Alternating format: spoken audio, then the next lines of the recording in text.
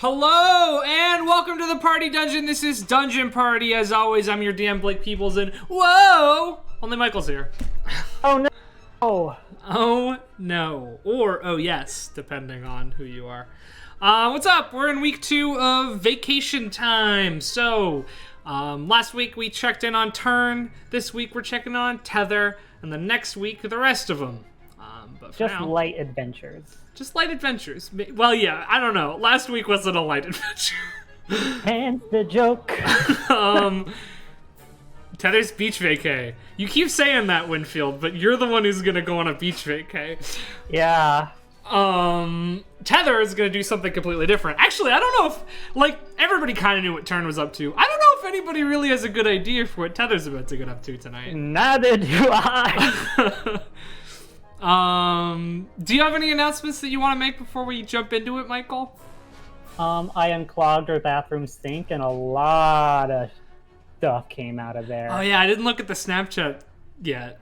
Live reaction. Okay, I don't think I'm gonna like it.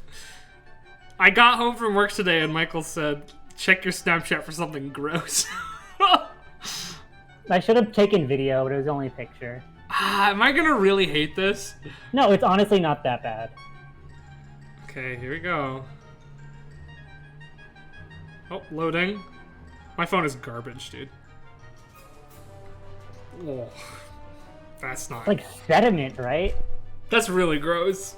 The thing is, after I got all that clog out, I think there was like more down there, and I like reconfigured it in a way that actually made the clog worse. Oh. Because it wasn't going down, it was just that murky liquid. Yeah, that's real gross. What I did, I took our plunger and plunged our sink. And I think since I took a lot of it out, that was enough to dislodge the rest. Okay, fair enough. And then I put baking soda and vinegar down there, and then sealed it to really just gas it up. Yeah. Well, hey, you're doing a service to the people who live here next, because we're literally moving out next month. So. Yeah, we've been plagued with this for like years now. It's done now. It's done. For whoever comes after. Cool. I don't think I have any announcements, really. So let's just. Oh wait, my announcements. I don't like my hair. I'm gonna get a hat real quick. Okay, I'll entertain them. Plunging the sink is gross, but also satisfying. Yeah, I guess so. Kermit hat. You got like a white to beige fit going on right now. I'm an influencer. You can see my nipples. You can see my nipples. I'm an influencer. All right, let's play D&D. Oh, is that what this is? Yeah. We're not just hanging out in 2 separate rooms of the same apartment for no reason. So that has happened. That does happen. Although I don't know. Yeah, but there's been other people there. I feel like we haven't hung out one-on-one on a voice call from the same apartment. That'd be weird. Unless, like, one of us was deathly ill. Yeah. Anyway, let's play. Alright. So, last time on Dungeon Party, don't worry about it, because Tether wasn't here. Though I guess I do sort of have to recap it for the people watching not live. But Turn went on a bit of a quest, and it went bad. Really bad. But we're going to jump backwards in time a little bit. And we're going to jump back, actually, specifically, to Wednesday the 23rd of, Wednesday the 22nd of Ilthar, the night after you guys finish your quest. Brahm lets you know that you have some time off. You spend the night there, in the camping situation that you did the night previous, before he takes you back to the Fort Hethus, on the 23rd, and back to the Ashgrove Way Station, that same day. As you are there, you see Una offers to have anyone who wants to come back to her home with her. Shandi takes up the offer very quickly. Septon takes it up as well. Turn goes off to talk to Brahm and doesn't accept. And I assume you don't accept either. Tether says she has something planned already. but it sounds really fun, and she hopes they have a great time. Great. I'm gonna say that word for word to Chelsea next time, and then we'll see how she reacts. We're sort of building this. We're sort of building this narrative like week by week of just like this moment. Spoiler alert: she has nothing planned. That's not quite true, is it? No, it is quite true. But then when she realized she has nothing planned, then she cool. Anyway, you see though before Turn walks off. In search of transportation or something, you didn't quite catch it. You see Shandi get delivered a letter, and the three of them head back deeper into the way station. And what are you up to? Okay, so we're at You're at the Ash Grove. Yeah, you're in Kelshar. You're at the Ash Grove way station right now. Teachers are there. Brum and Turn are in sort of a heated argument. Agile Mask has already left, but no other teachers. Okay,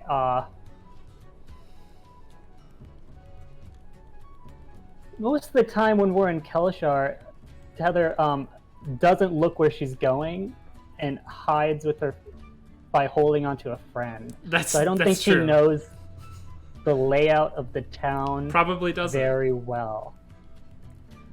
So Tether, realizing she doesn't really have any plans and just for personal reasons didn't want to go to Una's, and then also not wanting to go back to Hagen because that seems sad now that there are people she's used to having there. She's just gonna start aimlessly walking. All right, you headed north, south, east, west. Where you headed? So where? Okay. I got a map. I got a map for you. I'm pretty sure. Okay. I think I have a map. I don't have a map. It might be on my handouts tab. You might have to look at stream.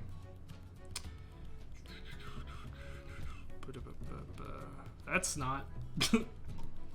Yep. Okay.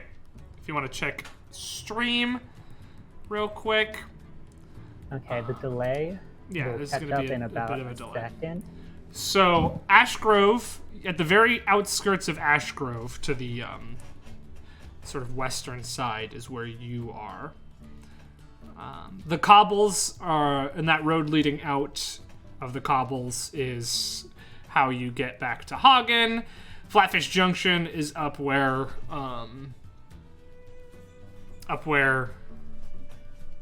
like, seedier part of town, where the Bent Nail and your blacksmith friend are, and then Felfort College is on the other side of the river. Okay, she's gonna go east. No, she's gonna into Ash Grove? No, she's gonna. Okay, I was like, I missed up east and west. I rolled a 4 and a d4, and it's like north is 1. So yeah, she's gonna head. He's gonna head west. Cool. Sounds good. Yeah, so you just start heading west for a while. Going through the streets. All sorts of sights and sounds that you're not necessarily familiar with. You, in fact, cross paths with Turn, who like seems to be desperately looking around for someone to drive him somewhere, but everyone in town weirdly seems to hate him. So he has to find some other situation going off in a different direction. But eventually you're in the cobbles for a while. You see a familiar passageway, a small bridge leading over one of those underground sort of public transportation water tunnels that you remember goes up towards Flatfish Junction.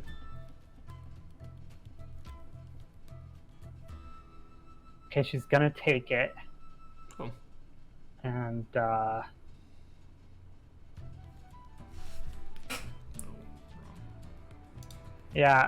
she's gonna go to the Bent Nail. Cool. She could remember where it is. Sorry. I'm just getting some repeating music. There we go. Keebs, to answer your question, she does not mimic the Turn Walk because the Turn Walk has power to her only when Turn is there. She is trying to be small and inconspicuous. This is very hard. It's not working either. People, you haven't been to Kelshar all that often, so people are definitely giving you looks as a walking mushroom walks among them. Which is only making it worse. Those looks do seem to start to subside as you get up into Flatfish Junction because people don't really seem to give too much of a shit about anyone else.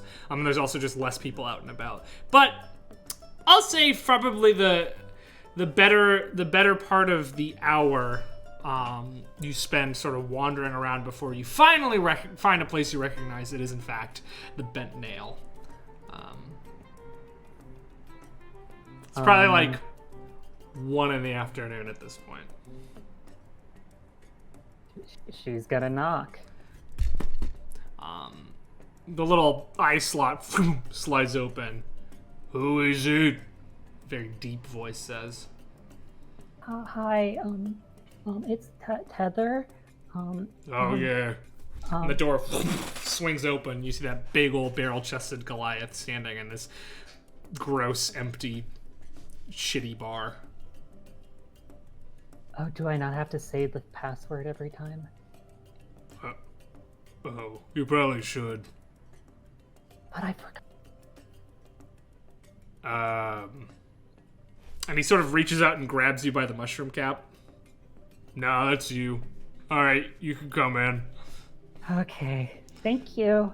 And he sort of shuts the door behind you. That's no joke actually. My horrible PDF character sheet for some reason doesn't have the notes I have on the Very good. Bent Nail anymore. So that's great. So thank you for for not making me do the password.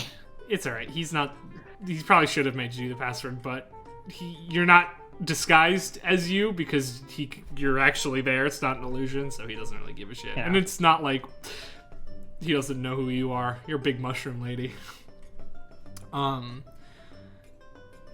He sort of turns and looks at you as you come in.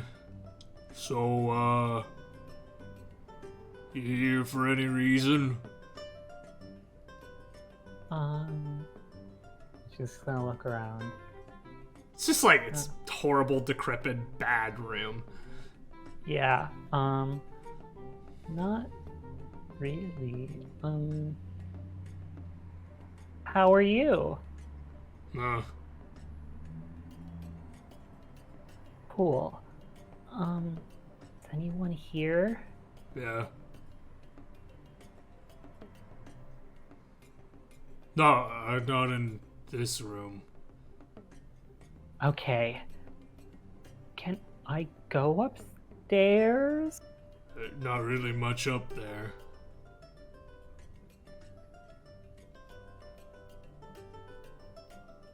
So how'd you get a job here? He racks his brain for a second. Applied. Cool. He sort of sits down at one of the two creaky, one leg shorter than the other round tables. The chair groans under his weight. So, you want a job? Do I want a job or am I on a job? The second one. No. No, do people in the guild normally just hang out here? Is that a thing? Not here. Oh. The other bar. There's another bar? Yeah, this one's fake. It's a trap room. Oh!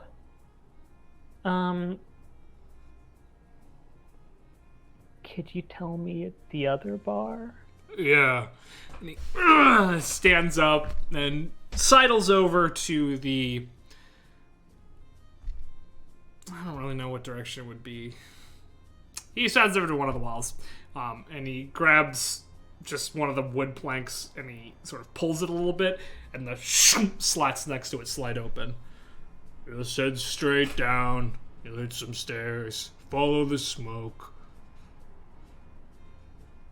Okay. So wait, the boss's room upstairs with all the stuff on the walls and the heavy that was just for show? No, that's there. Oh. It's the only real room up there, though. If you want to talk to the boss, you can. He might not be there. I don't want to bother him. Is it just down here? Yeah. I'm sorry, I never got your name. Me neither.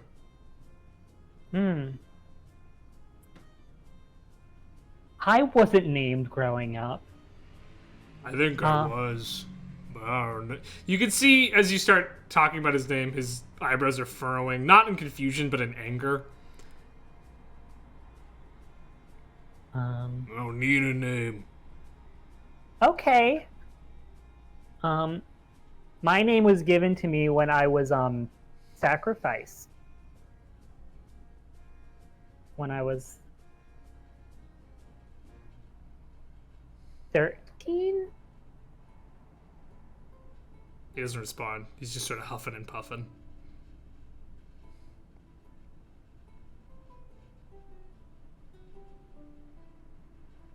This was fun. Uh, We should do it again sometime. He sort of turns around and goes back to the door.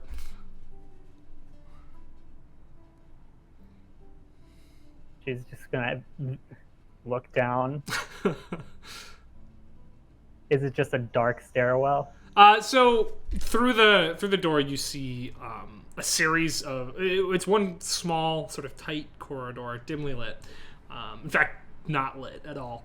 But you got dark vision, so it's not a big deal. You can see a little ways off. It sort of branches off into different corridors going different directions, but it does continue going straight for quite a while. And I was told to go straight down. Mm-hmm. Okay.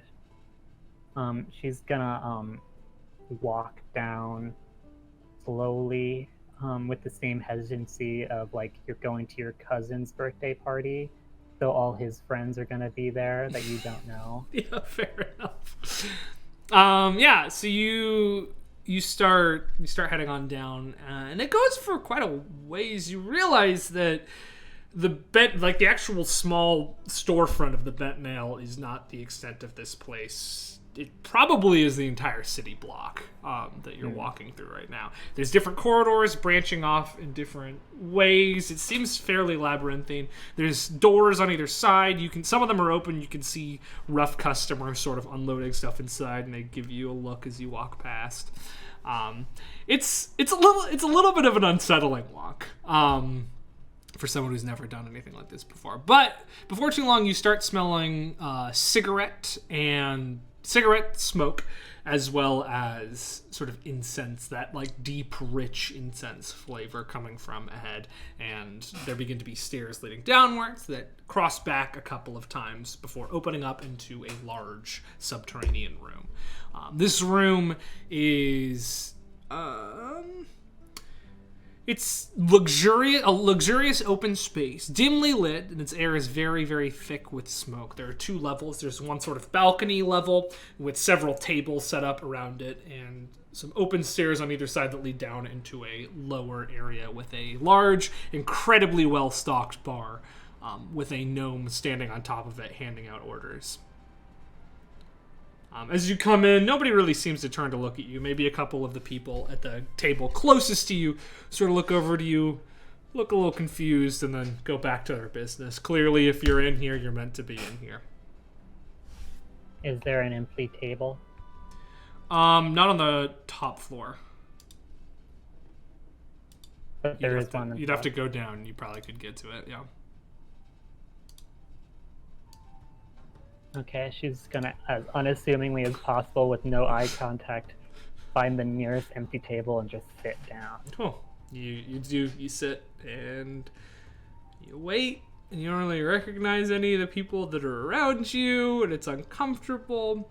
And as you feel just inclined to look at your feet, because you're getting some stares at this point. A lot of tattooed, pierced, cut up, muscular, like real rough types in this room, all sort of staring at you.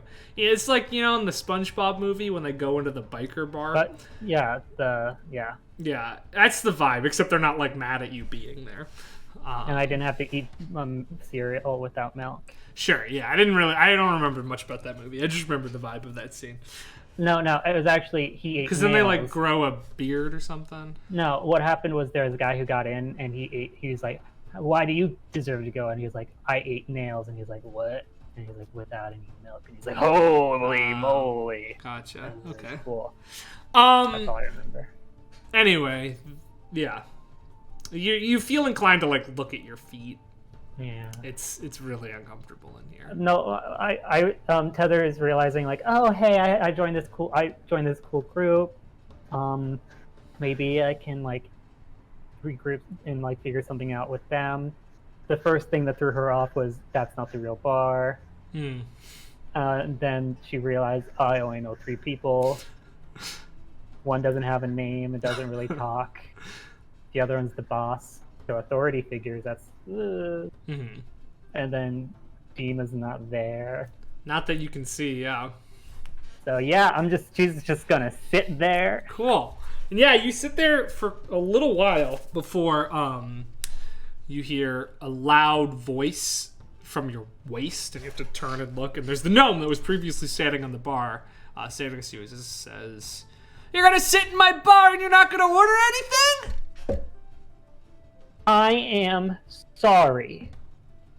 Well, come on, what do you want then? Mushroom?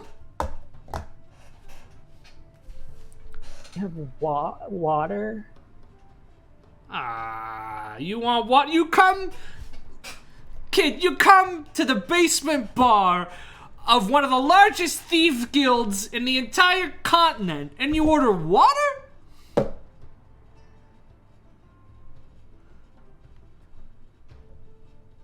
Does your establishment require money?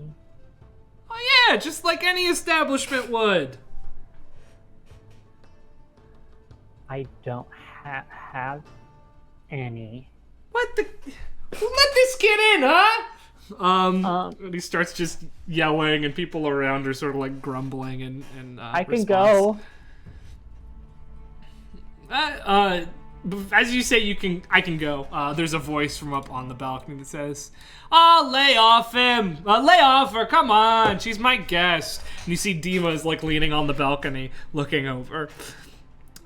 It's part of the guild. Why don't you shits for brains just learn to drink something other than alcohol for once. The bartender yells some gnomish obscenities upwards and then leaves you alone. As Dima, more slowly than you're really comfortable with, makes her way down to your table and sits across from you casually. Surprised seeing you here, Tether. Hi. Yeah. So Tether, when she saw Dima, she like stood up expecting like a quick like to like hi, but she says she was standing for a while. Hi. How are you? You know, I'm pretty good. I didn't expect to see you. Well, I'm on break. Oh, you get vacations from hero school? Yeah, and people were doing stuff, and I realized I didn't have a lot of stuff, so I came here. Well, we're happy to have you, Tether. I mean, how long do we get you for? 2 weeks? Until the 11th of Sithmar. Okay, yeah. The 11th. 11th? You know what? That might just be perfect. That just might be perfect. All right. Well, yeah, no, you're welcome to stay. There's some rooms. You got to work for your keep when you stay in here. But just doing some poisons for us, you know, probably good enough. You can talk to the boss. My kit. Perfect. Then we can set you up doing some poisons and stuff. Honestly, I'll take you about. Maybe show you some of my roots and stuff. Could be fun. Okay. Been a long time since I've had any sort of, proteges. In fact, it's been forever since I've had any real proteges. So, yeah, love to show you the ropes a little bit. I mean, you did a pretty good at that assassination a couple of weeks ago. Last week? Yeah. Yeah, that was, no.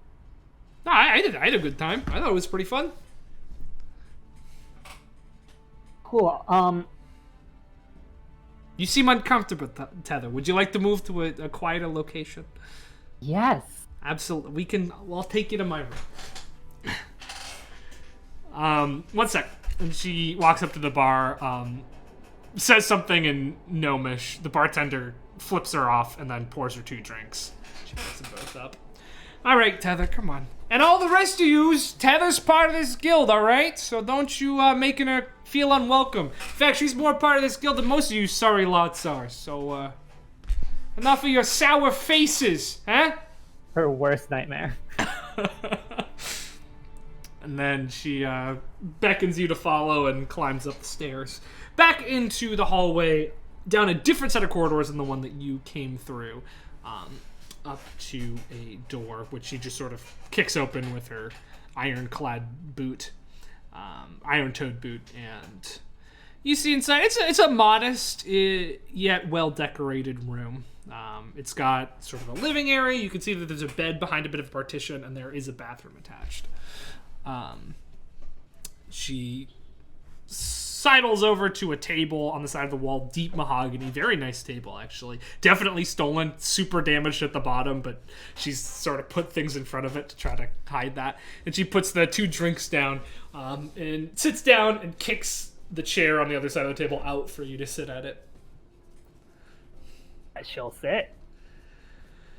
Well, welcome. I mean, you more comfortable in here? You seem really squirrely, Tether. I am part of a squirrel gang. Yeah, you mentioned that in the bar. Yeah. First time we met. Yeah. You seem nervous. You all right? Yeah, I'm fine. It was just a lot, and a lot of what I wasn't expecting. Sure. What do you mean?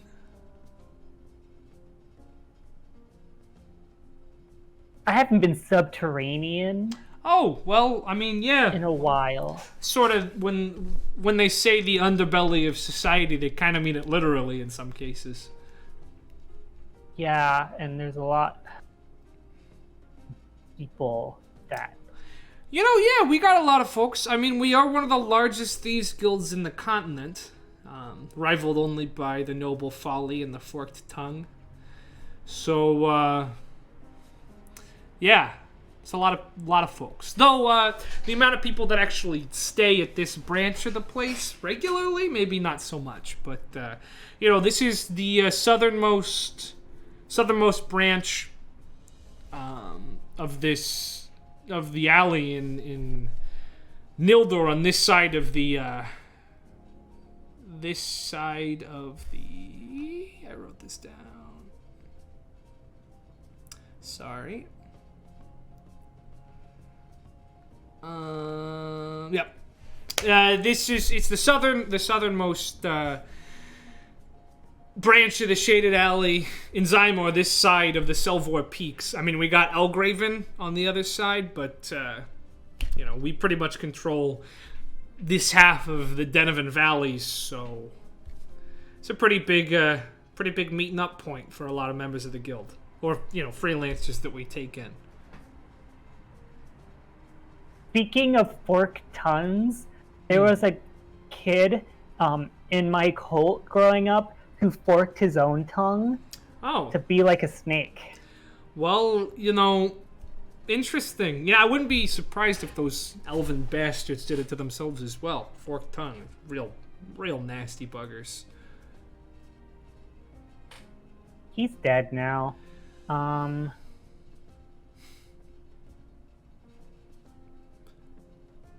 So what do you do on your time off? I don't really get time off. I'm always sort of working, trying to pay my dues. Right now, actually, we're prepping for a pretty big heist. So I've been spending a lot of my time, you know, infiltrating. I've actually gotten a job at a nice, you know, a real respectable job. As a servant in a manor over in Ashgrove. I mean, respectable till the heist, obviously, but... you know, oftentimes you just wander the streets, pick pockets you can, grab what no one's looking for. It's a pretty nice life, honestly. Can't say I don't like it. Maybe not that hero stuff that they're teaching you down at your place, but you know, works for me. Works for a lot of folks. We just recovered a dog from a tower. Very cool.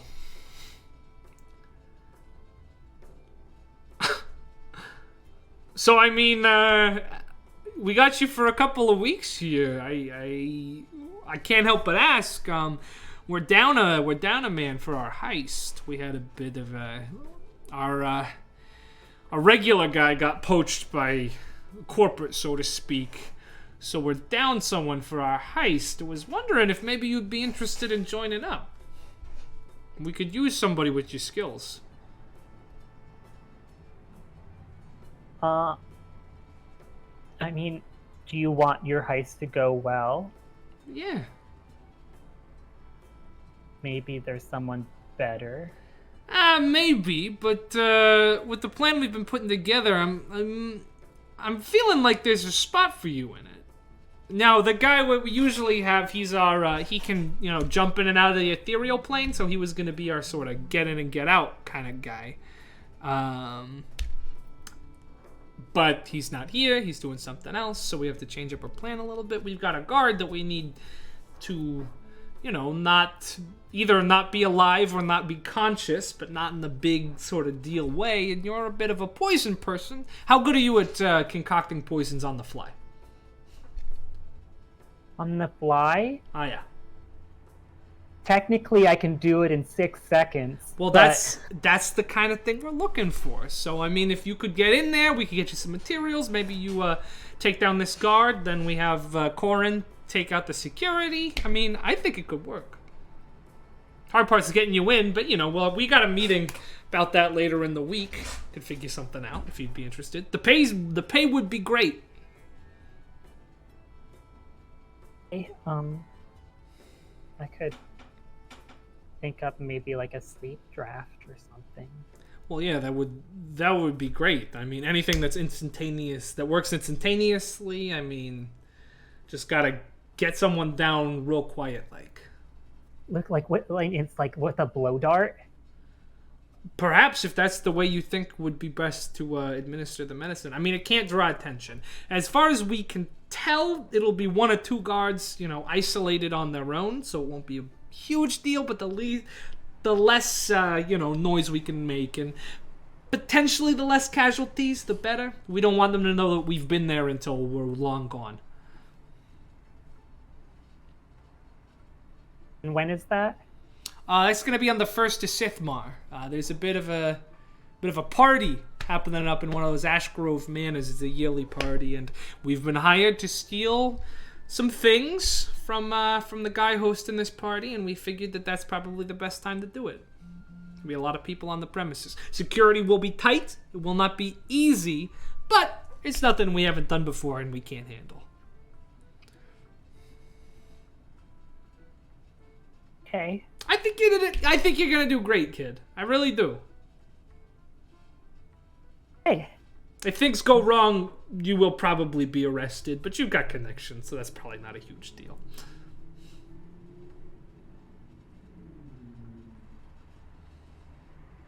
Can that not happen? I mean, we're gonna try for that to not happen, but there's no surefire way to make sure our plan doesn't go south.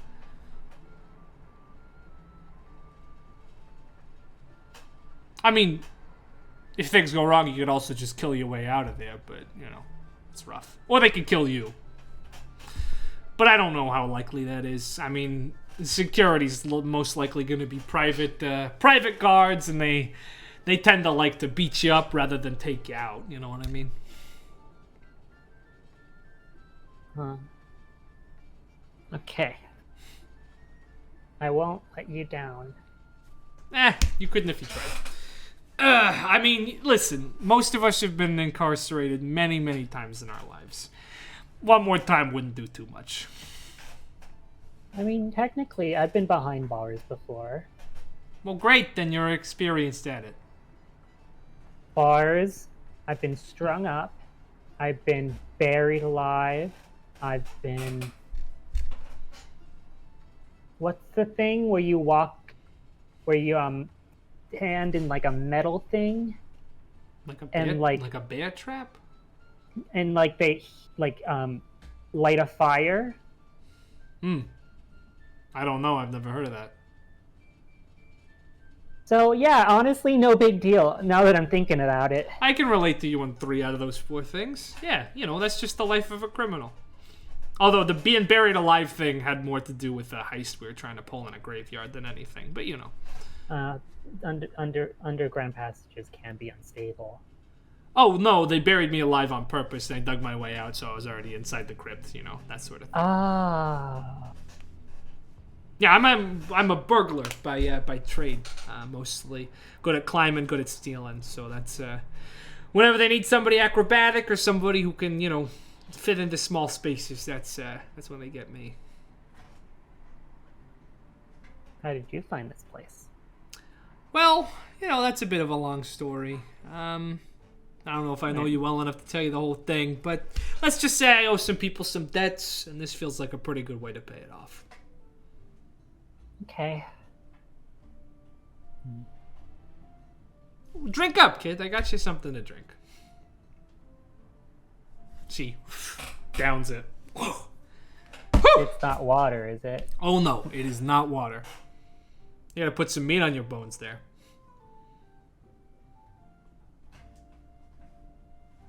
There is. It's a figure of speech.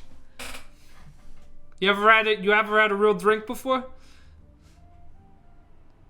No, but I was at a bar when I met you, and Yes. the bartender said I was probably too young, and I told him I was a conduit of an immortal being. Well, you know what? I never cared much for laws of any kind, much less the ones regulating drinking ages. So, drink up. You're my guest. You're allowed. In my house, my rule is you can drink. Well, I am thirsty. So I'm just gonna chug it. Dude, Lug it. it is. Oh, it burns. It's like drinking fire. Hey, all right. No. Swallow it. You'll like it. She looks at it's on the ground. It's supposed to hurt. I'll get you some more. Okay. She leaves for a minute and comes back with like a series of drinks. Tonight, we're getting drunk. Tomorrow, we're getting to work. Okay. It's supposed to hurt. Yeah, that's half the fun. All right, make a Constitution saving throw for me as the drinks in the night continue.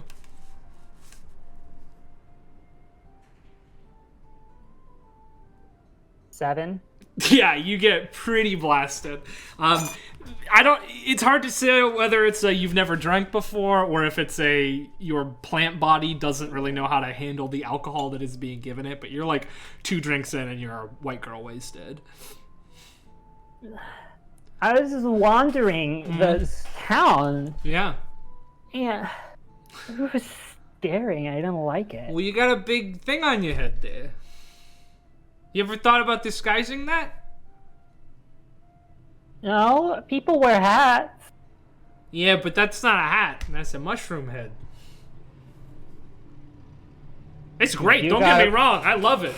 It drew me to you when I first met you. I'm a big fan. But people are going to stare. It's just, if you care that they're staring, maybe hide it. But if you don't, fuck them,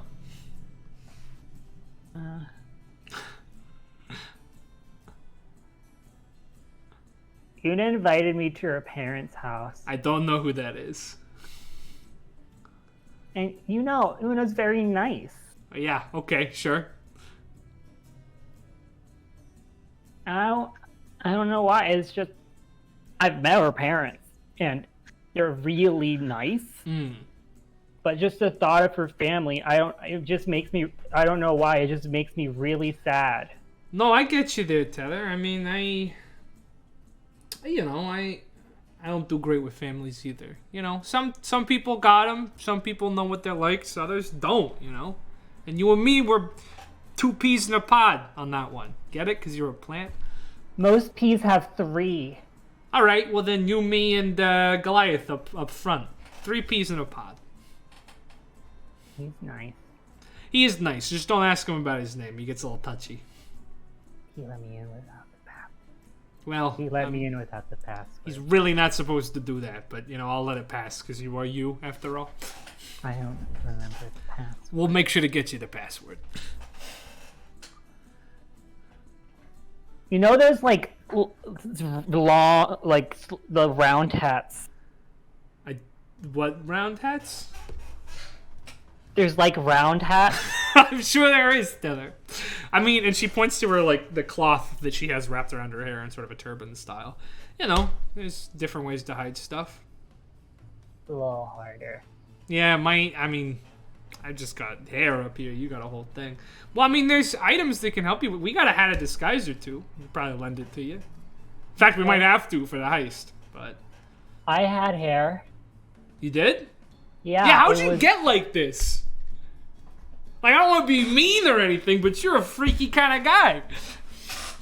I had long, like, light ginger hair. Yeah? And then... I didn't. But how, though? You didn't just wake up like this, did you? No, I was number 18. And so like, picture this. You're in a pen. Okay. And you got all the chores of, like, you have to...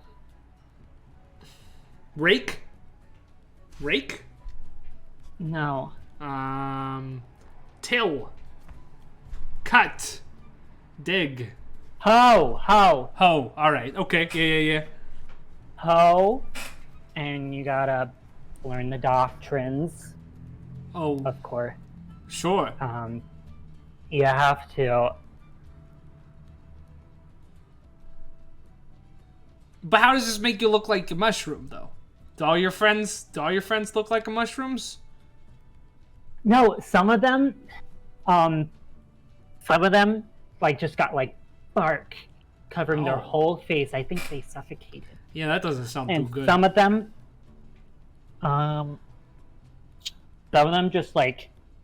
just kind of crumpled.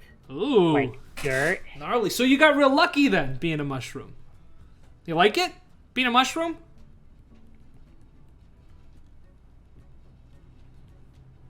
I don't know. It's just what I am now. Alright, fair enough. You're a freaky kind of guy. I like it. Thanks. Have another. Slide some more alcohol over towards you. Oh, there. Don't fall over now. Don't fall over. Come on. Night is young, Tether. Cool. You wake up the next morning. Make another Constitution saving throw.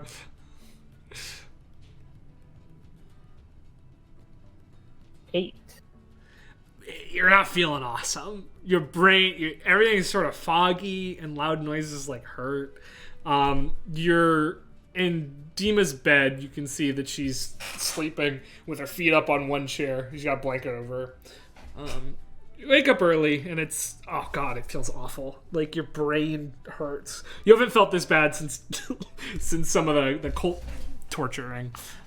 Or, like, since I was sampling poisons, like, 2 weeks ago. Yeah, actually, it's probably a similar energy to that. Yeah, Dima's just, like, sort of passed out in 2 chairs. You can see she kept drinking for quite a while after you fell asleep.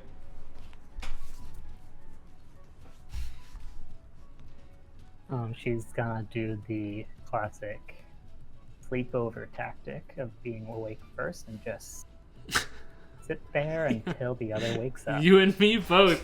Yeah, eventually Dima, like, wakes up, looks around and says, "Oh, you're alive!"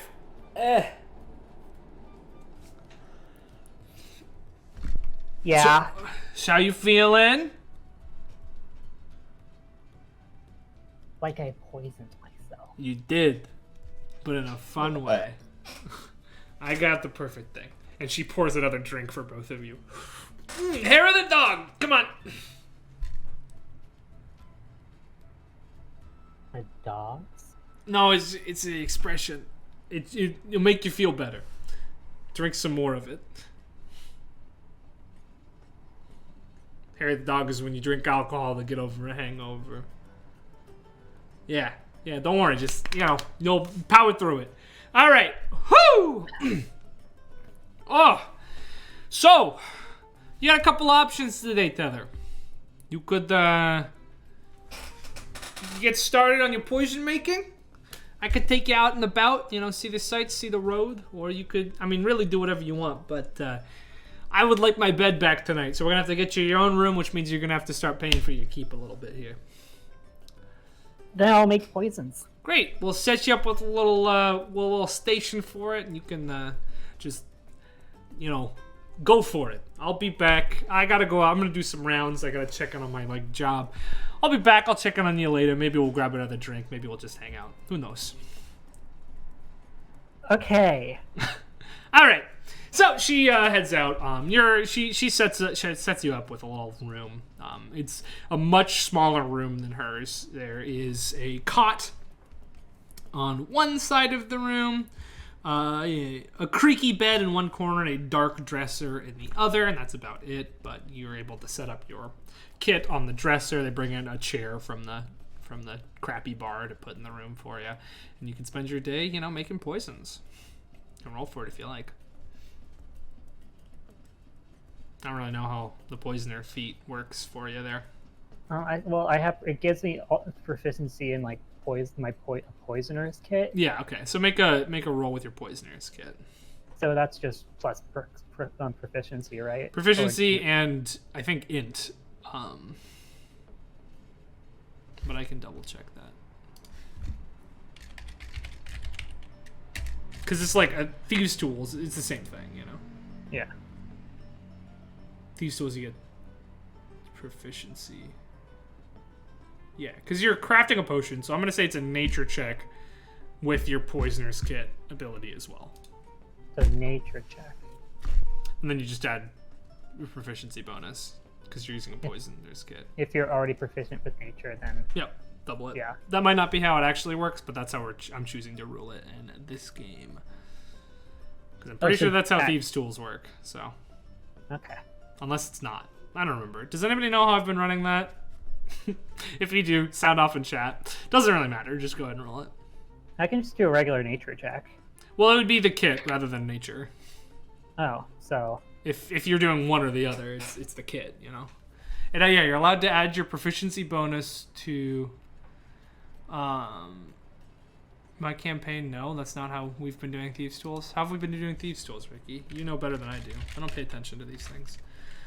You get to add your proficiency bonus to any ability checks you make to craft or use poisons. So it would be...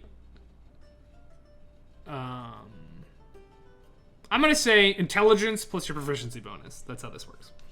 Okay, so then that's going to be a 19. Yeah, you spend the day making a good deal of... Maybe write that down in case we forget again what that will be.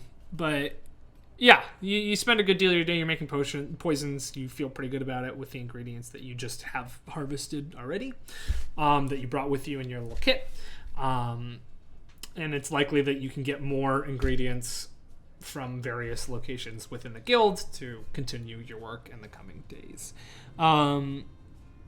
Attribute plus proficiency bonus. Yeah, that's what we're doing. Cool. So that night, Dima sort of swings by and lets you know that the boss has agreed to let you come on the heist, and that you are going to be having a planning meeting for the heist on Monday. You're going to get together on Monday, start planning for the heist, and then any additional work that you need to do, you can do throughout the rest of the week, leading up to the heist that is on the following Friday. Cool. Yeah. So, is there anything you want to do? That was Thursday night, Friday. You have Friday night, Saturday day and night, and Sunday to do anything you want to do. You can just keep making poisons, keep hanging out with Dima. Dima keeps offering to take you out on the town if you'd like. Or you just want to... Yeah, anything you want to do in particular?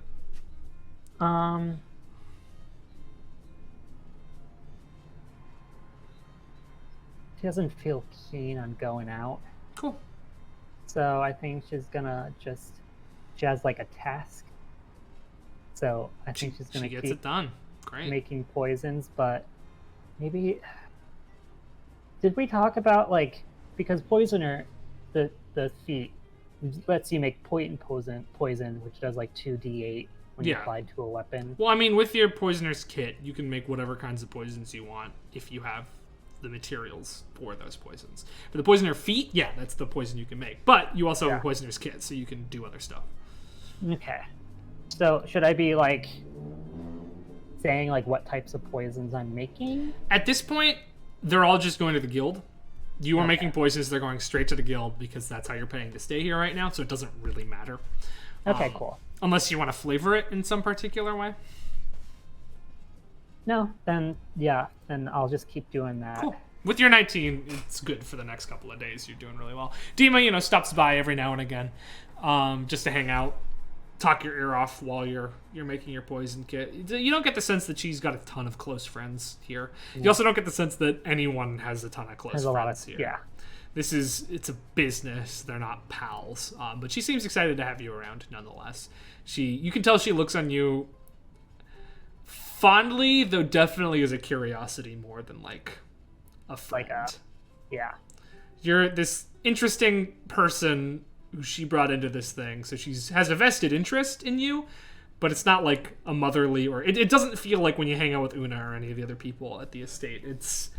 There's a separation there.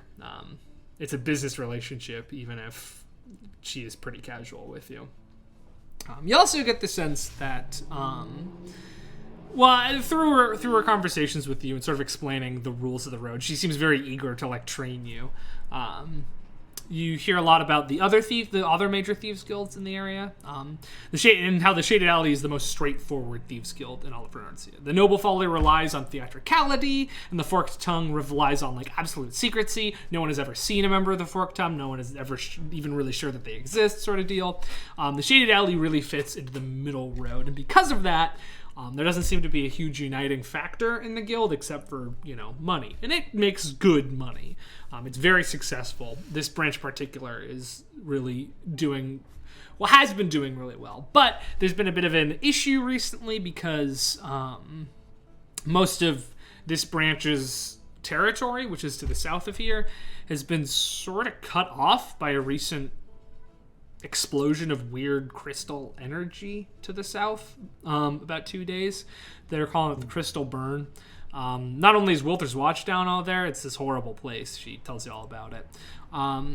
But this sort of explosion of crystals cut off like the very southern tip of the Denovan Valleys from where you are right now. So it's been difficult to get people down there, difficult to get information back and forth, because there's the rumors that there's a bandit king down in the Crystal Burn as well, which is, never good for business. Bandits are very bad for organized crime. So times are a little bit tough, but with jobs such as the big heist that you're going to be coming up on, should be all right. Shouldn't, be a huge deal. She also complains a lot about this guy that's come down from the main headquarters who's been using up all of their regulars to do some job. This bald guy. He's a professional. He's nice, but it's annoying to have to answer to him when usually they just answer to the boss. She complains about him a little bit, but she also says she hasn't seen him in a little while, so she doesn't know what he's up to. But he did take their ethereal walker on a job a little while ago, a couple days before you got here, and you haven't seen him. Nobody's seen him since, and that's frustrating because they needed him for this heist. But she's excited to have you on the heist regardless. She also describes how major jobs operate, which you sort of knew already, even if it hadn't been explicitly described to you. In that groups of 5, the Shaded Alley always works in groups of 5. That's like their rule of thumb. Whether or not they're all like working on the exact same thing at the same time, when you go out for a heist, you go with a group of 5. That's the good number for it. It's the easiest way to split up loot as well. But yeah, she just sort of gives you the rundown. But anyway, Monday comes along and you are invited to the meeting, the heist preparation meeting. As you enter into, you go back up into the fake bar, up into the boss's room, and you can see a large floor plan spread out on his desk and several individuals in the room. You and Dima walk in. You also see the boss, He is standing behind the desk and sort of smiles over at you as you appear. The Goliath is standing in the corner, arms crossed, and a woman you've never seen before, covered in piercings with a mohawk, is also standing there, sort of flipping a coin covered in arcane runes in her hands as she does. And Dima says, all right, we're all here. Let's, start discussing. The boss says, all right, Tether, you sure you're cool with this? I mean, I don't really know a lot of details. Well, yeah, we'll fill you in on the details. It's what you need to know right now is it's high risk, high reward. It'll be definitely worth it if we can pull it off, but if we get caught, not so great. Okay. What are we trying to get? Right, so we are trying to steal a series of jewels. Very expensive rings, incredibly expensive artifacts of legend, practically, called the Gem Singer's Array. They're owned by a nobleman by the name of Valtrax van Dursen. And this Lord Dursen has a very fancy annual party at his estate each year on the 1st of Sithmar called the Winter's Fall Ball. It's a great party. I go every year. Due to the amount of people that are going to be in the estate during the ball, I think that's probably the best time to strike. Now, originally our plan was to go in via the ethereal plane and grab it, head right on out, but our stepper has been unreachable as of late, so we're going to need to change up our strategy. But Dima has approached me with a potential plan that might work involving your skill set. So here's what we know. The array is kept under heavy guard at all times, both by Dursen's private guard and a sophisticated Magitech security system. Ideally, our heist will take place so effectively that no one will know that it went down until after it's done. And what we're thinking is we could either poison the guards to sleep or to death, whichever is easier, and send in our curse breaker Corin, and the Pierce woman sort of nods her head at you to see if she can break the security. Maybe not her area of expertise, but she's closer at it than any of the rest of us. Dima has gotten the position and the serving staff at the escape and has scoped out the room the array is stored in. She's feeling capable of getting there alone, but she can't deal with the guards or the security, really. She's not a fighter. I'm not a fighter. What she can do is plant some materials and tools in the building before the party for you to pick up once you're inside, make a poison on the fly, and use it on those guards. Couple of, issues. Uninvited guests will be turned away, and any staff that enters will be searched for weapons, tools, materials, all that sort of stuff. We're the crew for this heist. I have an invitation, so I'm gonna be there, posing as my alter ego. Very fine member of this Kelsharian community. I'll be in there. I'll be available to cause a distraction, help anybody out if needed, but I will, I'll be in there. He's gonna be out front. If anything goes really wrong, he's busting in and getting us out of there, as he points to the Goliath. We have one cap of disguise that can be used amongst us. That's the general gist of the plan. We can get into more specifics, but how are you feeling about that? With that, think something you could do? You could help us out with? I think so, yeah. Great. Who are we just gonna get the jewels to sell them? Oh, yeah, we've been hired. We've been hired to get these jewels. Do they have any power, or are they just valuable? Oh, no, I don't think they're magical. They're just particularly rare, exquisitely crafted jewels. Rings. I can't tell you who the client is. Frankly, I'm not entirely sure who it is myself. That's just sort of how these things work. I know you like to do things to shitheads. This Zaltrax van Dursen, man, he's a nasty motherfucker. He runs an underground secret fighting ring while also running a temple. So he's one of those. Well, I won't cry any tears for him, even though we can send off a real good party. So you in? Hey, don't look so nervous, kid. Everyone's first heist seems scary, but you get in there and nothing goes wrong. Every time I answer someone for a while, everyone says, "Don't be so nervous." Maybe I'm just nervous all the time. Dima sort of says, "Yeah, no, I think you might be. You might want to work on that." Okay. In fact, you might want to work on that before the heist because if you're looking shifty, looking scared, that's going to be suspicious, right? Mm-hmm. I mean, we could disguise you, but your expression's still going to show through. All right. So the estate is a large manor. There's 2 floors that are surrounded by a series of well-manicured gardens. The first floor has 3 entrances. There's the main entrance, which is very heavily guarded, through which the party goers are entering and exiting. They will be checking invitations at the main entrance. The garden entrance is not accessible from the road, but instead leads out into the gardens behind the estate. And there is a guard there as well. Where did I write this down? Yes, it's not a living guard, but there is a sort of a Magitech sentry who will instinctively and automatically attack anyone who is not carrying an invitation on their person. So no one we have to talk to, but it's hard to sort of get around that. And then there is the servants' entrance, which is a loading door around the north end of the castle that is a single guard posted at it. The servants' entrance, however, is also protected with an anti-magic frame. Oh, you got a question? I'm sorry, you're still explaining, so maybe this is gonna be answered. No, but you have questions are welcome. Yeah, you have an invitation. Can I just transform into a spider and just sit in your pocket? Potentially, that's not a bad idea. Let me explain the whole situation first. Yeah. But that is, if you can do that, then maybe that's a good move. Yeah, and then I could do it again, when we're leaving.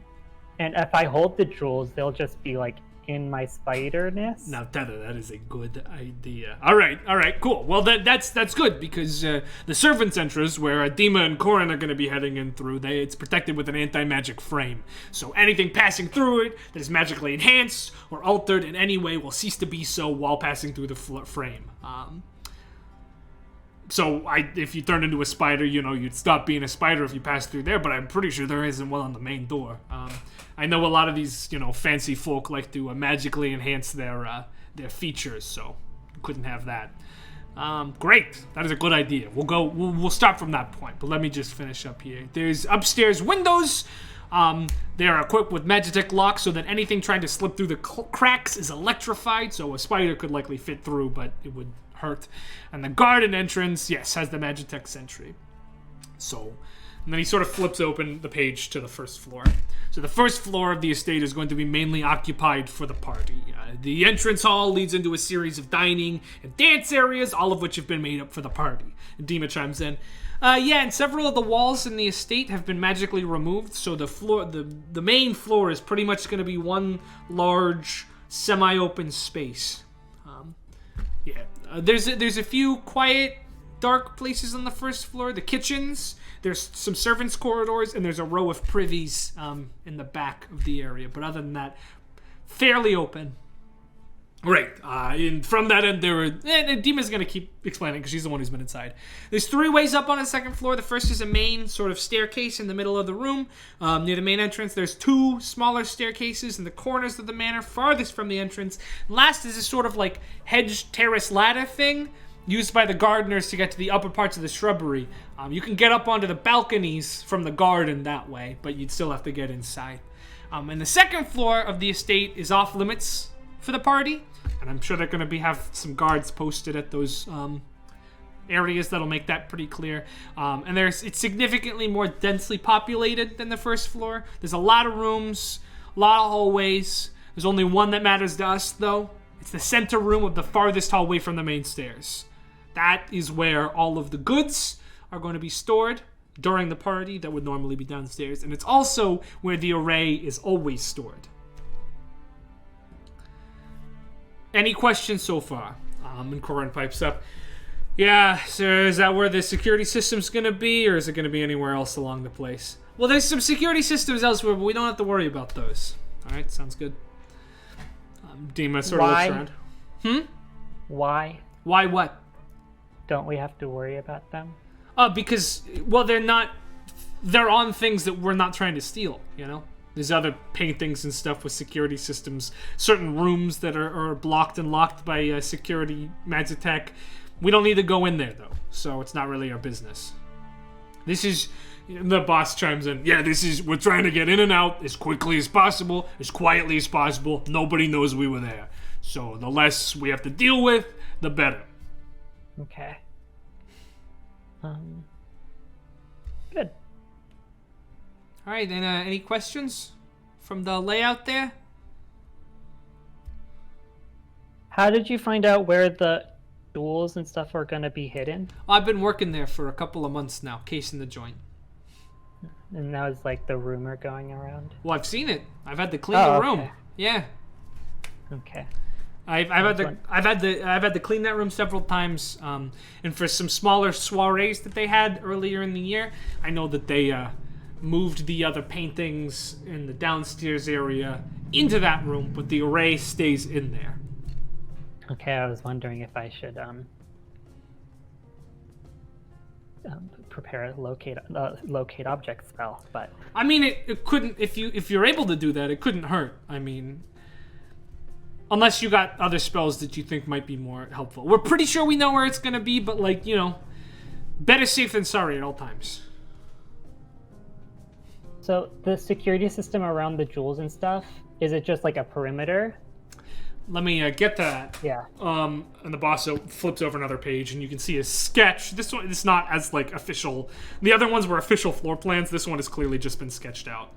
So at the back of the room, from what I've seen, there's a big glass box, and displayed inside it is the array.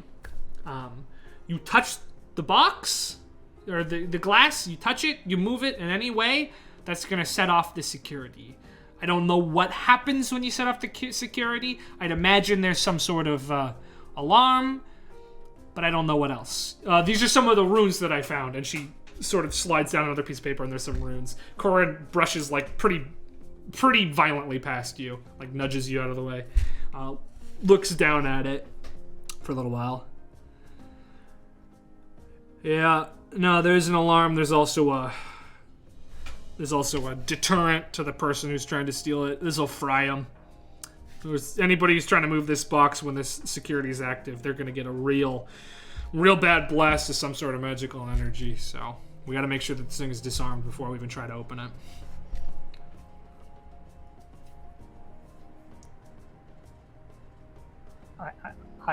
I could try to dispel magic if. No, kid, that's my job. Okay. It's not gonna be. It's magic tech. You could try to dispel the magic. It might work, might not. I'm a curse breaker. This is sort of my thing. Okay. So do the work people, do they have access to the second floor? No, not for the party. I mean, I've been working sort of as a server and a maid, so I could probably fib my way up there, but as of now, probably not. I for the party, might draw some attention if we go up there. So, my thoughts are we need to get, and I'm pointing at the curse breaker, you up there. And well, we also need to get you up there to take care of the guards that are upstairs. There's gonna be a couple in that room, probably.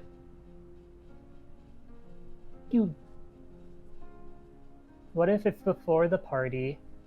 I make you a gas. How am I gonna get in? Well, you can stay in that form for a while. We could put you in like a bottle or a jar. But who's gonna bring the jar in? The invitee. I don't know if that'll work so much. We're not supposed to bring anything. It's considered an insult. Never mind. It's a good idea, but perhaps some way we could turn her into gas once we're in there. Is that something you could do?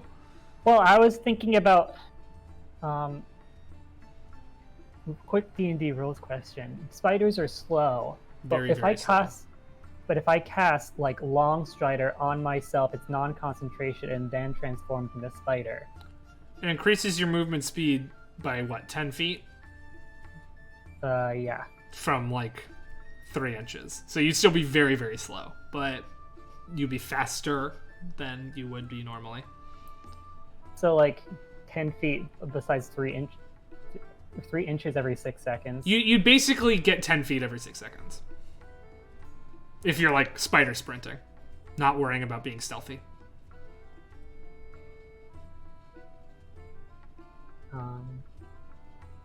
I was just trying to figure out, like, concentration would end if I cast a concentration spell before I transformed. Would that persist? No. I'm gonna say no. I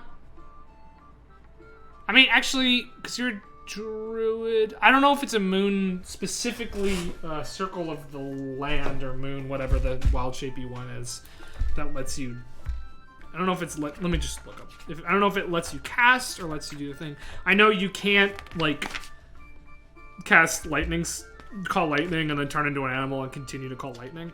I know you can't do that.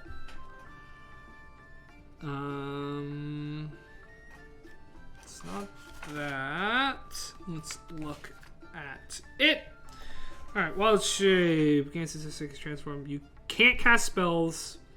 It does not break concentration on a spell you've already cast. So you can continue concentrating as long as your concentration isn't broken or anything like that happens. And you can't take actions that are part of the spell, such as Call Lightning, that you've already cast. Okay.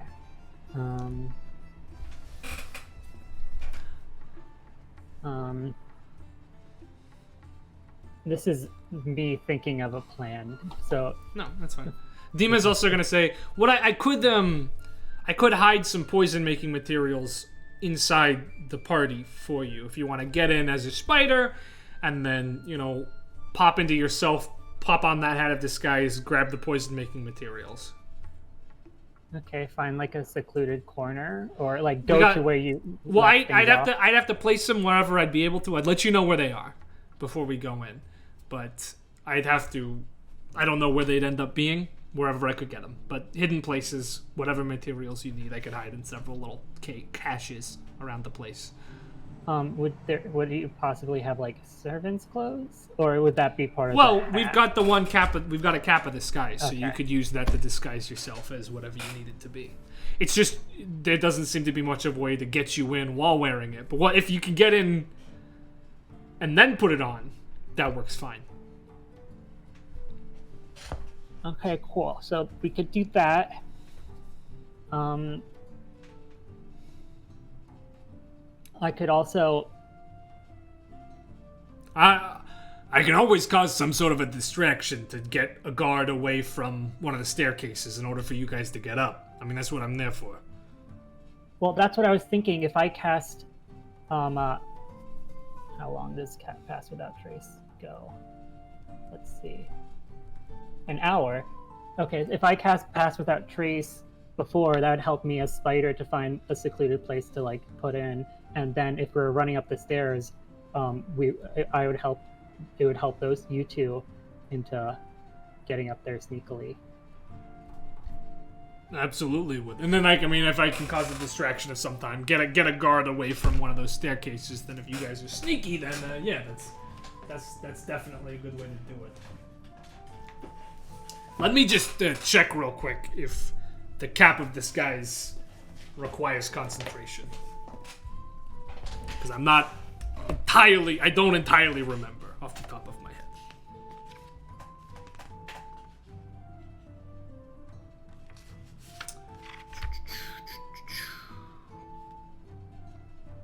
Unless it's not a real item. I sure thought it was. I mean, they have it. I just thought it was in the DMG. Hat of Disguise. Yes. While wearing this hat, you can use an action to cast the Disguise Self spell from it at will. The spell ends if the hat is removed. So I think Disguise Self is concentration, so you'd be double concentrating there. Another thing is, if I, as a spider, get on one of you two, and you just have them, and you pick up the materials, you two can sneak up with using me as my aura. And then once we're we're up upstairs, there. you can turn back into yourself. Yeah. There will probably be a guard presence upstairs, but that's fine. I was thinking because of poisons, I know there's a good like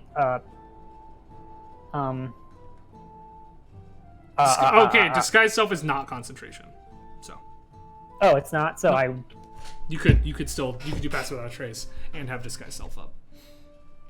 yeah, but would it be better to have 2 sneak rolls or 3 sneak rolls? Don't worry about me. I can get up there. There's all sorts of there's space between the walls that I can climb up through. There's chimneys. There's ladders. I can get up there. That's not an issue. It's just once I'm up there, I can't do a whole lot except for keep a lookout and distract people if they come too close. Okay.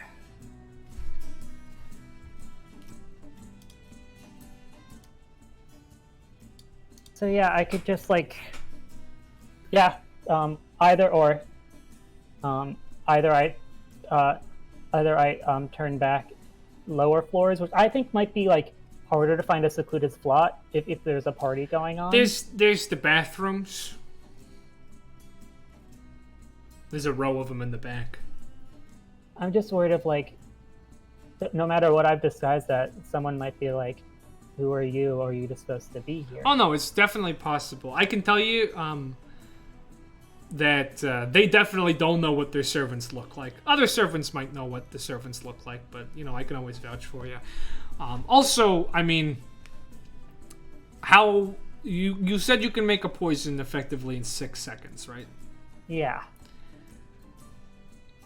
So it might be wise to do, if you can do that quick, maybe we can just do it upstairs. I mean, I'm cool. I whatever you would be more comfortable with. If you need more time to make the poison, perhaps we should turn you back downstairs. If you think you can get it right on the money, then maybe we do it upstairs. We're gonna want to spend as little time upstairs as we possibly can. That much I know to be true. I can make one in 6 seconds. All right, confidently. Yes. Great. All right. Escape is another situation. We need to get out as well. Well, if things go well and we get the jewels, you said there's windows and balconies on the 2nd floor? Yeah, they are. They're locked with Magitech, but we could, Corin's like, I could probably crack one of them open if we need to. Or chimneys? There could be chimney. We could look for a chimney. I know where they are on the 1st floor. Not so much on the 2nd floor. We might have to. We'd have to do some exploring to find them. Well, regardless, if you give the jewels and stuff to me, and I use my 2nd wild shape to transform into a spider or something, I'll cast Long Strider on myself so I can go a little quicker, and so I can get out of there quicker. They all sort of look at each other a little awkwardly, and the boss says, not to call your loyalties into question or anything, Tether, but this is only your 2nd job with us, and this is a pretty priceless artifact, so I'd be more comfortable if Dima brought him out with her. I don't think you're gonna run off with him, sell him to the highest bidder, really, but it's happened before, and we gotta cover our asses. But this is, I think, the best option. Don't you want it to go well?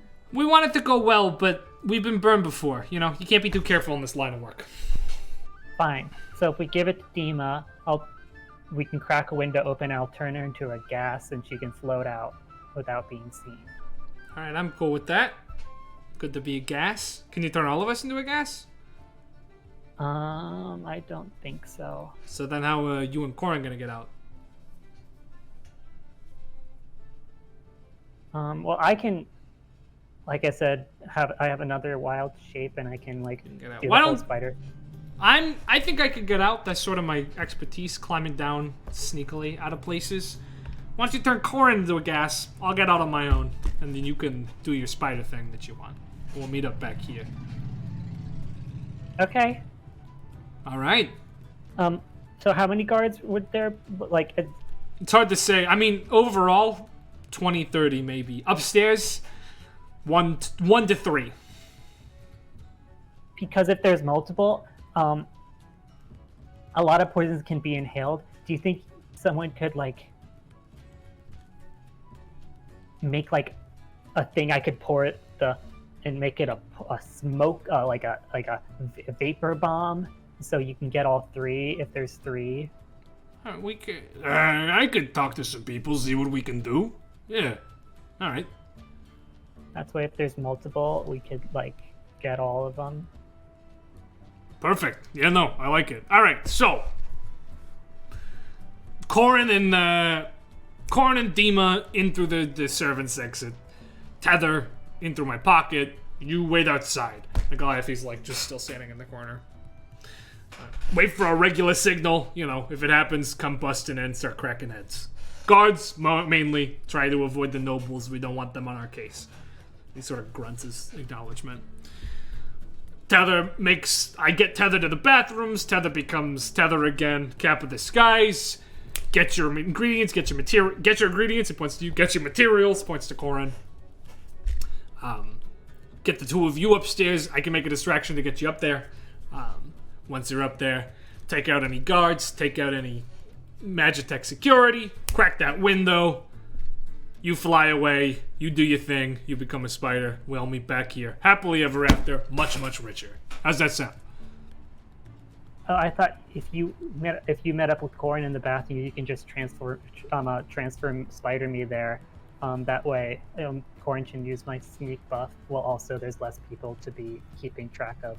Well, no, we need you to get your materials downstairs. Dima's gonna hide him around the place. Downstairs, you're gonna have to pick him up. What if Corin picks them up? Corin's gonna be picking up her own materials. We need this to go snappy. I thought we were talking about, this is me out of character. I thought there was like an option. No? Oh. What? This is just what you guys have sort of settled on.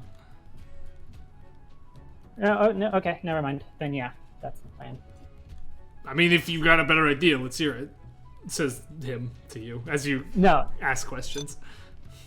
No, that works. All right, cool. I'll get you to the bathroom. You get your materials, and we'll go from there. Then you and Corin just get upstairs. I mean, I probably won't be able to recognize you, but anybody who's with Corin and or Dima, I'll know. Once they start going towards one of the stairs, I'll distract the guard at the stairs. You make your way up. Sounds good. Great. All right. So you have until Friday. Case to join if you need. Get any materials prepared. I need you to get me a list of the materials you'll need for whatever thing this is. I'll work on getting you that sort of smoke bomb situation going. See what I can do there. But yeah. All right. Let's do this clean. Let's do this quick. Let's do this easy. Let's get rich. Any more questions? You know where to find me. And Dima sort of slings her arm around your shoulder and starts leading you out. You're a natural at this, Tether. I didn't expect that from you. I expected, oh, well, I don't know what crime is like. You tell me what to do. But you got good ideas, kid. Well, thanks. It's kind of like riding a bike because where I grew up, it was pretty militant. All right. Great. Well, I think you're gonna listen. I mean, I don't know what they expected from you when you first joined this guild, but I think we're getting a lot more than we asked for. So, thank you. I'm glad. Cool. No. I knew a kid who was picked due to his strength to go on like a mission to burn down a cathedral. Oh, wow. All right. And they had to go in and plant stuff to blow up. Very, very cool, Tether. I wasn't chosen. Well, you've been chosen on this one, and I think you're gonna do a pretty good job. I'll let you know where I can plant that stuff. I'm gonna probably try to plant it a day early, you know, just get it in there as quick as possible. So I'll let you know the day before where it should be, and we'll have you go and grab it. Cap of the Skies will get you the day of as well. You're going to have to practice talking like a regular person, maybe, and not looking nervous. Hey, that's pretty calm. I mean, but you're a servant, though, so not quite as confident. Perfect. Great. Awesome. You want to get drunk? Sure. Wait, is that the voice you're doing? This is my normal person voice. Ah, all right. Well, okay. We'll go for it. Sounds good. Yep. Just try to talk as little as you need, as possible. Great. This is the most normal person I know. All right. Sounds good. Let's get drunk. Cool. You spend the night drinking once again with yeah. Let's get another con save to see how your liquor holding has improved. That is scared. Did you scare yourself by rolling good dice? This is how jumpy of a person I am. And it fell out of my hand and landed, and it scared me. It did what it was supposed to do, and it scared you. Yeah. 11. Better. More drinks before you pass right on out, but you know, you're still new to this. Yeah. Cool. So you've got a couple of days. It's starting from Tuesday until Thursday. What do you want to work on? What do you want to do? Anything you want to get prepped? Let's figure out what poison you're making specifically. It is the essence of ether. I'm looking it up, and it doesn't have like ingredients. Sure, we'll make up the ingredients. Doesn't really matter. Yeah. What does that do? Creature, it's inhaled at the DC 15 con save or become poisoned, and this poisoned creature is unconscious. Great. Awesome. Yeah. That's what you want to make. Cool. So you would know what those ingredients are. You got some nightshade in there. You got some other stuff. It can easily pretty much be separated into 3 different piles. One of the piles is your poisoner kit. So one of the caches that you're going to need to find is your poisoner's kit. One of the caches is going to be the nightshade, and one of them is going to be sort of the dissolving reagent that you need to like make it into a liquid form. And so you give this to Dima. Things work well. Although there is a 4th, if you want to do like the sensor with the smoke orb that'll like release it in multiple directions, that will be a 4th thing that you do need to grab on your way in. So it's up to you whether or not you want to go for that. I think it's worth it just in case there's multiple people. Totally. Cool. So you spend your week getting that together, practicing making that poison as quickly as you can, as sort of quietly and efficiently as you can. And yeah, days pass, and the night before the heist arrives upon you. Dima lets you know that she has hidden your things in several places. Your kit is in the 3rd privy from the right, in the lamp. The nightshade is in a potted plant near the entrance. The alchemical reagent is under the tablecloth near the diamond display, and the orb is under in a false panel on the main stairway. I just have the if you thought want to write that down. of like, if I need to uncloak in the 1st floor because I needed to get everything. Mm-hmm. But if I had everything on my person when I transformed. Yeah, but she's already planted it. That's why I was confused during the meeting. Gotcha. Well, they didn't quite understand that, so it's all in there, spread about in different places. Okay, take your same again so I can write them down. Yes. Your kit is in the 3rd privy from the right, in the lamp. The nightshade is in a potted plant near the entrance. The reagent is under the tablecloth near the diamond display. And the sensor is in a false panel on the left side of the main staircase.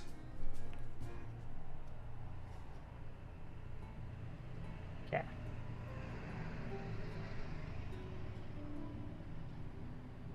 Cool. Yeah. And she lets Corin know where She's hidden her stuff. And you sleep the night before. Dima does not ask to get drunk with you tonight. Instead, preferring to stay sharp and sleep as best she can. The day of the heist arrives. The party isn't until night, so you have most of the day to prepare and get ready. Dima leaves early because she has to go help with sort of setup. Corin does as well. You sort of wait around quietly for most of the day, waiting for the boss. The boss shows up at your room dressed in beautiful fineries, looking better than you've ever seen him. He says, "All right, Tether, you ready?" Yeah. How long can you stay a spider? 2 hours. All right, so then that's more than enough time. Why don't you turn into a spider? We'll get you in there now. We'll be on our way. Okay. Do you want me to drop you off in the bathroom or anywhere and you can make your way to the bathroom? I'm happy to get you to the bathroom if needed. Third privy. Third privy. Is where my first thing is. So if you want to go there. Cool. Sounds good. All right. Then he sort of holds out his hand. And I transform into what looks kind of like Parasect or Paris. a little mushroomy spider. Oh, gross. Yeah. Okay. And he puts you in his coat pocket. It's a very uncomfortable walk to the party. You're being like sort of smushed as he walks through, and like the fabric is like whistling past you. Yeah. You hear him like walk through the quiet base out onto the busy street. You hear sort of the hustle and bustle of the cobbles, and it gets quieter, and then is quickly replaced by what sound of distant classical music and posh voices speaking to one another, as well as you can hear the boss himself speaking in a voice you're not familiar with. He's like, "Oh yes, I'm quite excited for the party. We'll see if it's any better than the bash last year." As he starts mingling with people as he walks closer and closer to the event. Soon the walking stops.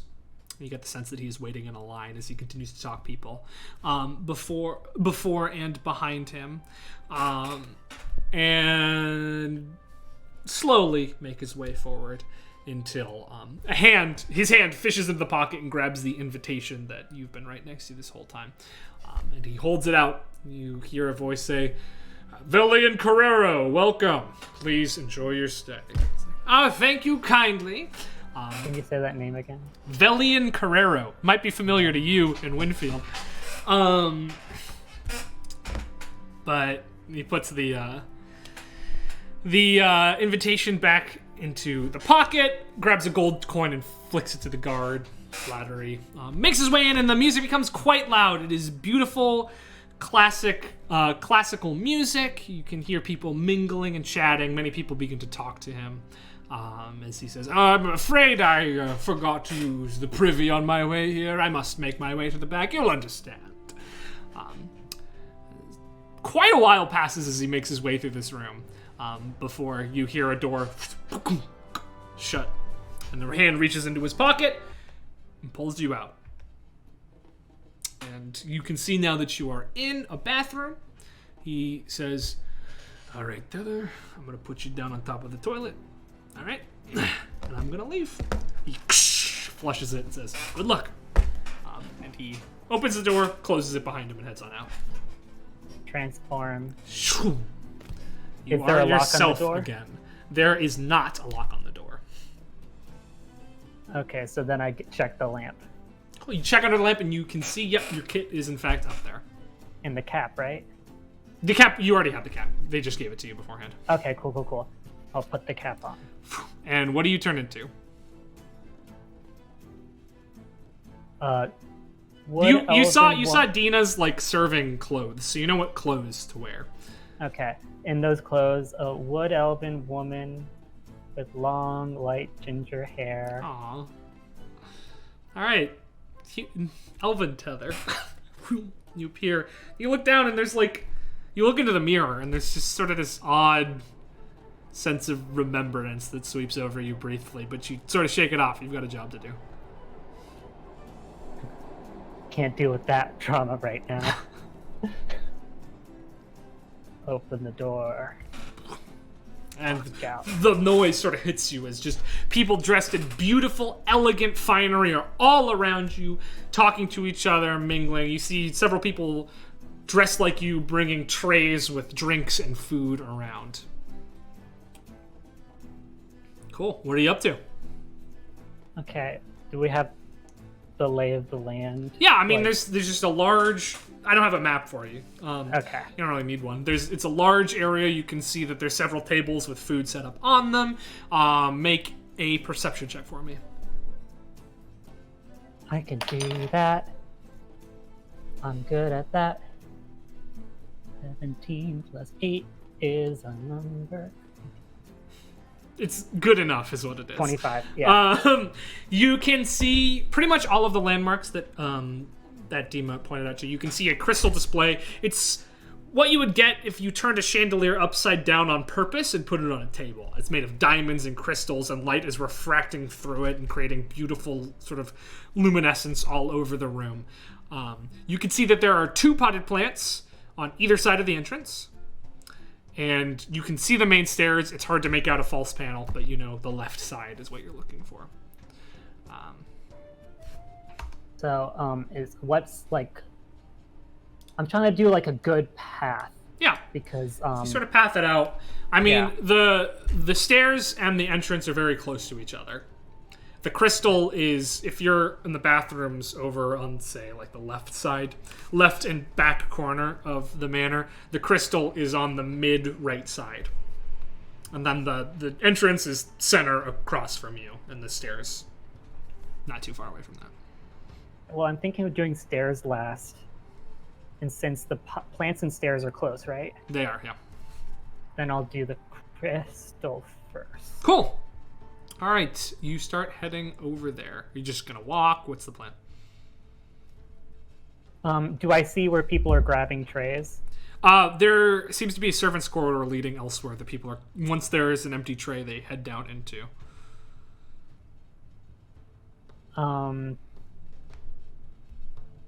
But there's like... So you're just sort of standing next to the privy with your hands behind your back. Yeah. All servants have trays. There's no like... Not all of them. I mean, some of them have empty trays. Some of them are just like taking coats and such. With that perception check, you do see Dima. She is carrying 2 trays at the moment. She hasn't seen you. She hasn't noticed you, but she has 2 trays and she's walking around. One has drinks. One has sort of little hors d'oeuvres with salmon on it. I'm gonna walk to Dima. As you do, she looks at you sort of, yes? Hello. Oh god. All right, don't talk. And she hands you the tray with hors d'oeuvres. Says, you know where the stuff is? Great. And heads off without another word. Okay, I'm gonna head to the crystal at a leisurely, a professional pace. Make a performance check with advantage because of your surprise, with your disguise and your thing. Advantage. You have advantage. Ooh. Okay. I have a -1 in performance. That doesn't surprise me. But that's a 18. 19 to 18. Cool. Yeah. 18. Cool. Yep. Nobody bothers you. Some people stop you and take hors d'oeuvres from you. One of them, a rather rotund man, definitely tries to hit on you. Actually, I don't know if you'd know what that is, but he keeps complimenting your hair and taking like a bunch more hors d'oeuvres. But when you don't respond, he gets a little annoyed and stops talking to you. But you do eventually make your way over to the crystal display. There are several people around here admiring it. Said under the tablecloth. Under the tablecloth crystal display. There is a big white tablecloth that it is sitting on top of.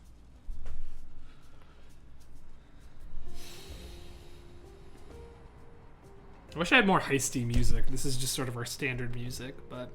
I forgot music was being played. One of these days, I'm going to find a way to pipe you guys into the music. Don't mind me. I'm just double checking like verbal. Yeah, dude, no worries. Other. I was actually also looking up stuff like that. Pass Without a Trace has verbal, somatic, and material components. Yeah. So are you saying I won't be able to use it? No, you will. You'll just have to try to be stealthy with it. Yeah. Okay, that's what I was figuring. Okay.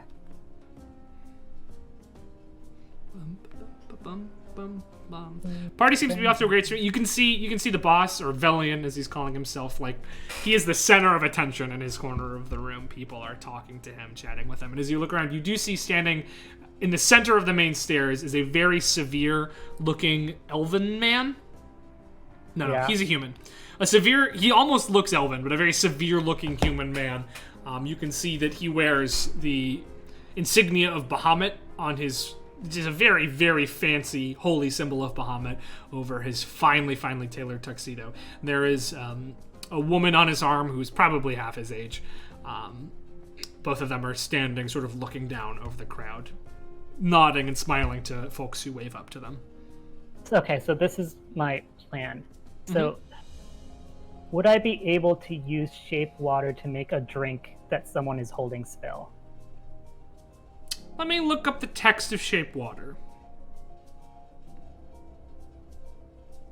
Shape water. Which is an area of water that you can see within range if it's within the 5 feet cube. You can move or otherwise change the flow of water as you direct up to 5 feet in any direction. I guess the difficult part would be finding someone who's drinking water in here. It's because, like, the only component is the somatic, and I can do that behind your back, yeah. I guess the issue is you're going to have to find water first, so make an investigation check for me. Investigation. And I'm going to say disadvantage because you can't open, you're having to pretend to not be looking. I just rolled a natural 20. Okay, investigation. 1, so that's a 14. 14 is enough. You do see there's a priest here. Doesn't look like he's from around. You don't know where he's from. You're not familiar with the world. You have no idea. He's dressed in like weird clothes, but you do notice a holy symbol hanging around his neck of a god you don't recognize, and there is water in his glass. Is he like near the table? He is admiring the crystal, yeah. Okay. Sleight of hand check at advantage to cast this spell. Advantage? Thank you. Because you got it behind your back. It makes sense for you to have it behind your back. Okay. 15. 15.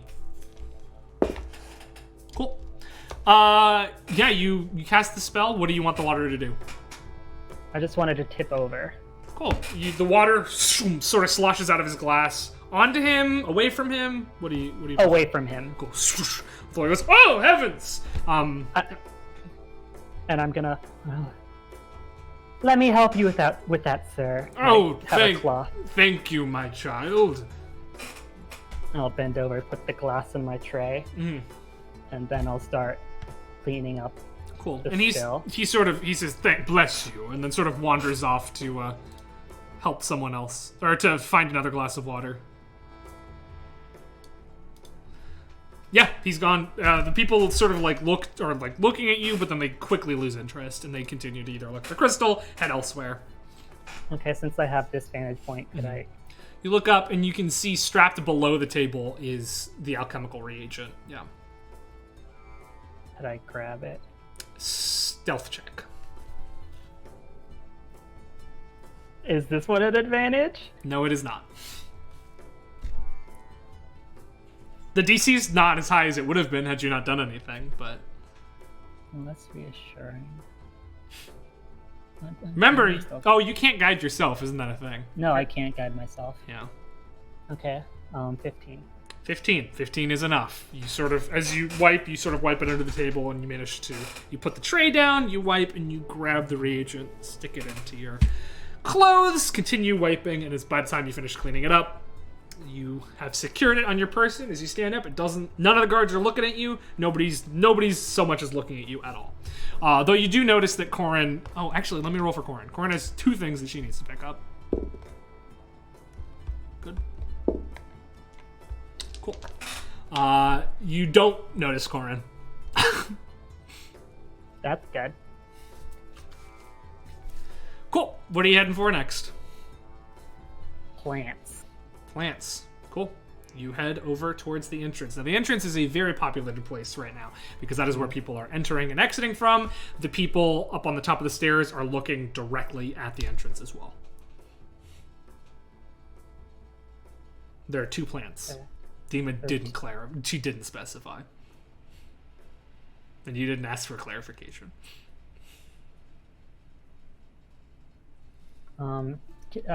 Does any of this either soil look disturbed recently? Nature check. I could ask the plants, but that feels that conspicuous. It might be a little conspicuous if you start talking to the plants, yeah. 13. 13. The one to the right, or sorry, because if you're here, the one on the opposite side of the entrance from where you are right now looks more disturbed. Not terribly disturbed, but it definitely looks different. Okay, now to figure out how to dig up something. Yeah. Somebody comes up to you and grabs the last hors d'oeuvre off of your tray right as they enter. So you now have an empty tray with a glass on it. Okay. Can we do bullet time real quick? Yeah, well, that's the situation. You know where it is. You have an empty tray. What do you want to do?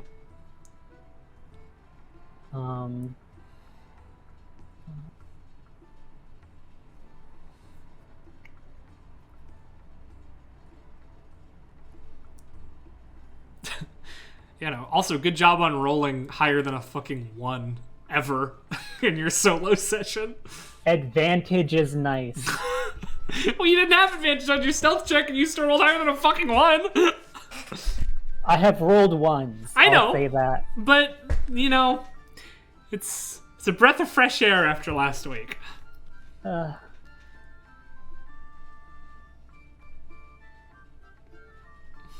Any ideas?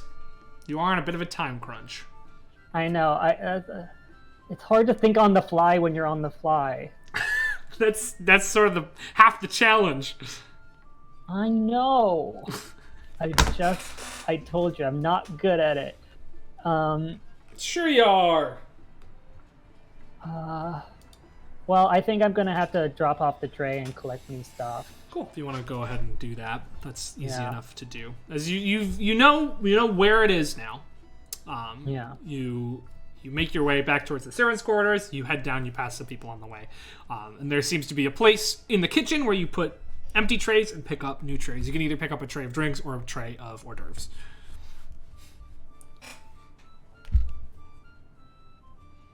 Which do you prefer? I just have a thought.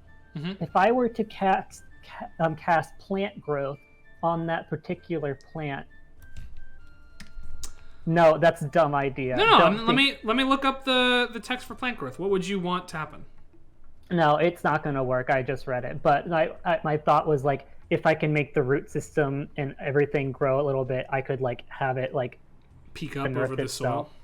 Yeah, but I don't think that will work. Thick and overgrown. Immediate or long-term benefits. Enriched. I think you could. I would require a check in order to finally control the plants in this way. If you just cast the spell, they become overgrown.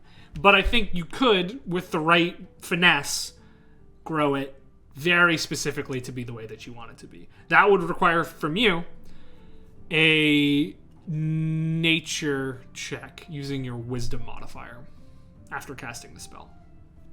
Because I think it's nature int, but you would do nature wisdom. So wisdom plus proficiency if you're proficient in nature.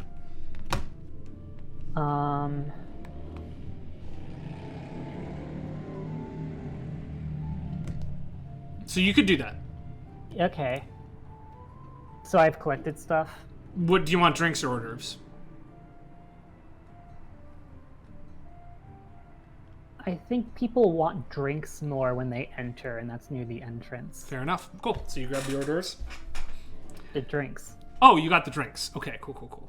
It is a little more wobbly because they're all in sort of champagne, they're in like champagne glasses. But you are right.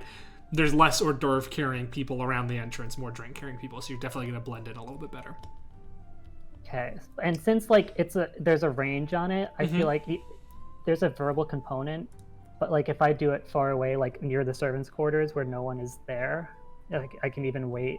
Yeah, that's fine by me. It might increase the DC to use the finesse to grow it in the way that you want, because you can't really see what's happening when you're affecting it in that small of way from that distance, though. So it's up to you. If you want to do it from close or from far. I'll do it from far, but I also want to be walking towards there. Okay. Actually, no. People are gonna notice it growing. They're not really looking at the plants. The way you're trying to do it is so fine and small that if somebody was looking straight at it, maybe they'd notice. Yeah, but also I don't want it to be unearthed for long. Yeah. Let me look at something else real quick that might help out. This verbal material. People are brushing past you. You're starting to get some looks from the servants because you're just sort of standing there waiting. Okay. I'll do. There's got to be a timed element, otherwise, it's anybody's game. Everything works. Okay, I'll do it. Cool. From the servants' quarters or from up close? I'm doing it walking towards it. But you're starting from the back of the room. Yeah. Cool. I need you to make... You're probably good on the sleight of hand. Nobody's really looking at you because you're walking from the back of the servants' quarters. But I do need you to make that wisdom nature check. Okay. I know my nature is what, plus... But you said with wisdom? Yes. So you use your wisdom modifier, but you can add proficiency if you're proficient in the nature skill. I mean, that's overkill for this. That's 24. 24, yeah. You can't really see what's happening as you're getting closer, but you can feel the plants very slowly growing. Like you cast the spell, and at first you can feel the surge of life entering into these plants, but you hold back the flow and just let little bits of growth pass through your fingertips from your somatic material component behind your hand. And as you make your way up close and you look down, you can see a sprig of nightshade has been displaced slightly up above the dirt. Okay, and as people enter, I'm gonna do a little bow as I hand drinks and try to grab it. Make a sleight of hand check.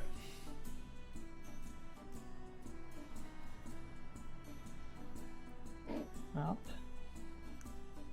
4. 11. Okay. Cool. You grab it. You look up. The guards at the front haven't seemed to notice you do anything.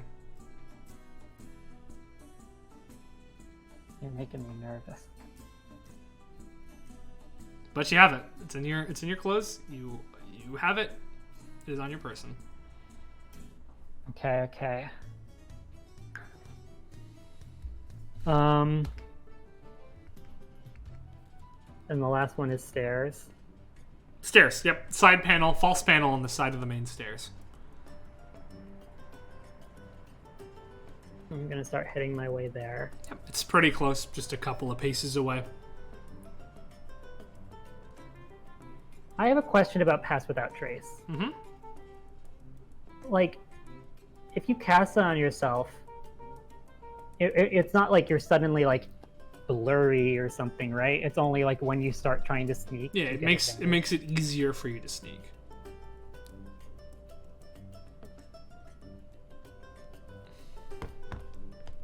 I'm gonna start my Pass Without Trace then. That's also verbal, somatic, but I'm as I walk. Cool. I am going to need you to make a sleight of hand check as you cast this spell. One thing I should be doing is marking off spell slots. Probably. You know? I just cast those two, right?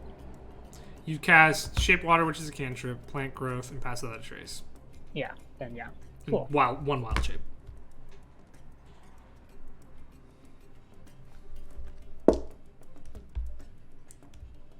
17. Cool. You cast it. The spell does go off. And you make your way over towards the side of the stairs. Your face scares me. Don't worry about Then don't make those faces! it. So yeah, you're at the side of the staircase. What would you like to do? I'll like be standing, waiting. Can I start using my backhand to start feeling? As you start feeling around, you hear a voice from behind you on the stairs. The master of the house has come down the stairs and is looking directly at you. He says, "Young madam, why are you standing here and not where the guests are?" Well, sir, I was standing by the entrance, but I felt I was crowding them, so I wanted to be as close to the entrance, but still not crowding them, in case they wanted to drink as they entered. Make a deception check. My -1 deception.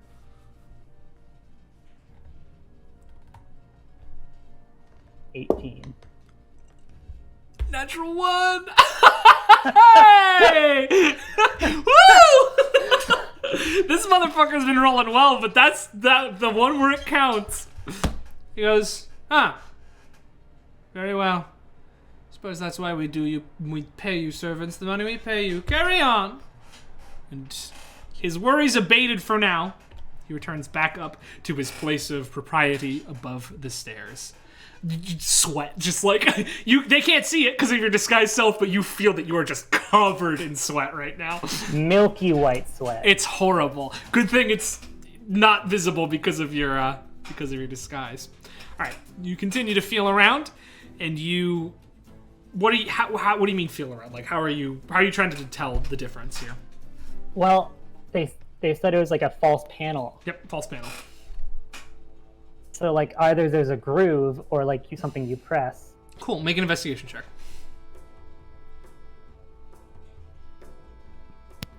A 4. It's hard. You can't really tell what's going on back here. I'm going to make a roll while you figure this out. I'm going to make a roll for Corin for her second material.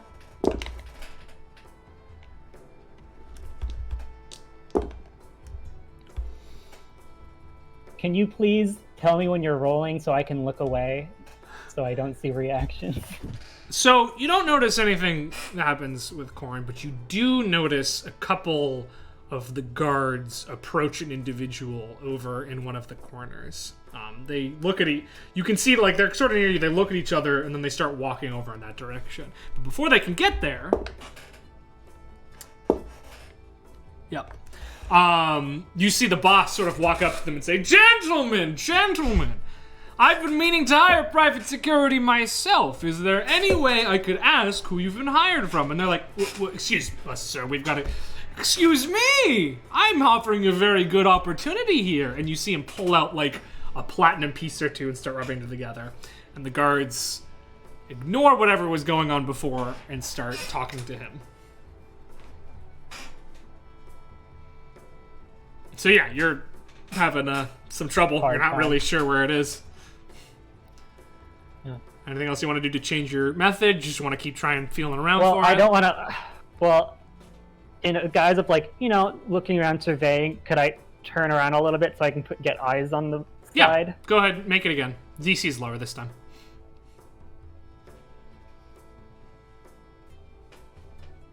So a 6 would work. 6 still is not enough. So look around. You can't seem to find it. It looks exactly the same as the rest. And you're starting to get stressed that if you stand here for too much longer, somebody's going to think something suspicious is going on.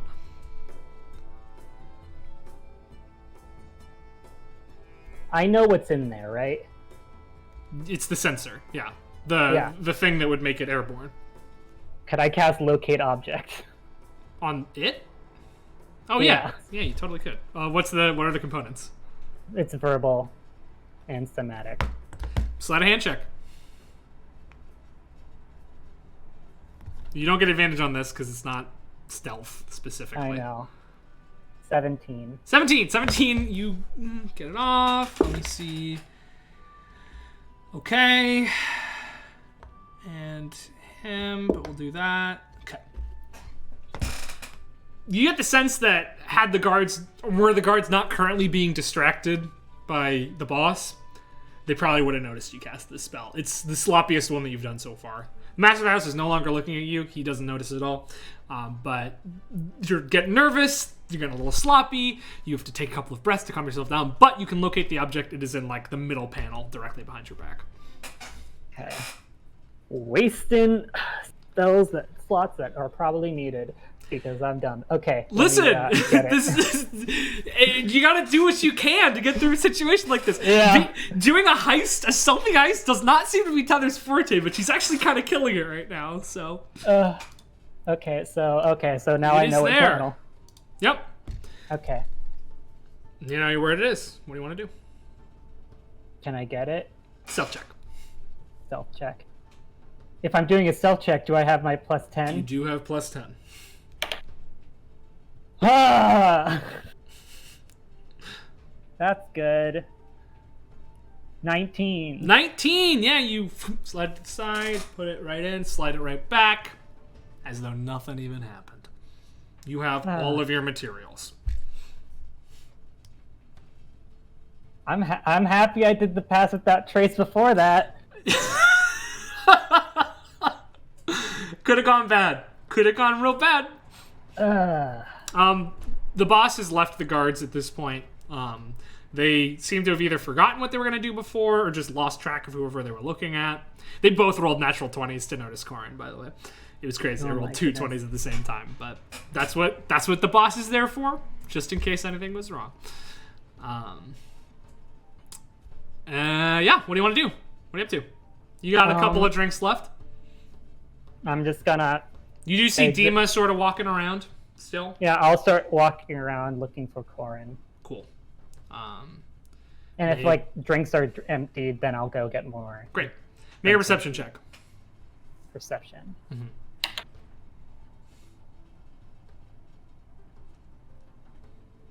11 with a plus 8. Yeah, I mean, that's pretty fucking good.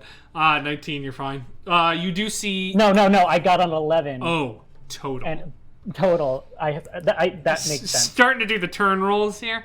Yeah, no luck. You run out of glasses, and you still haven't found Corin.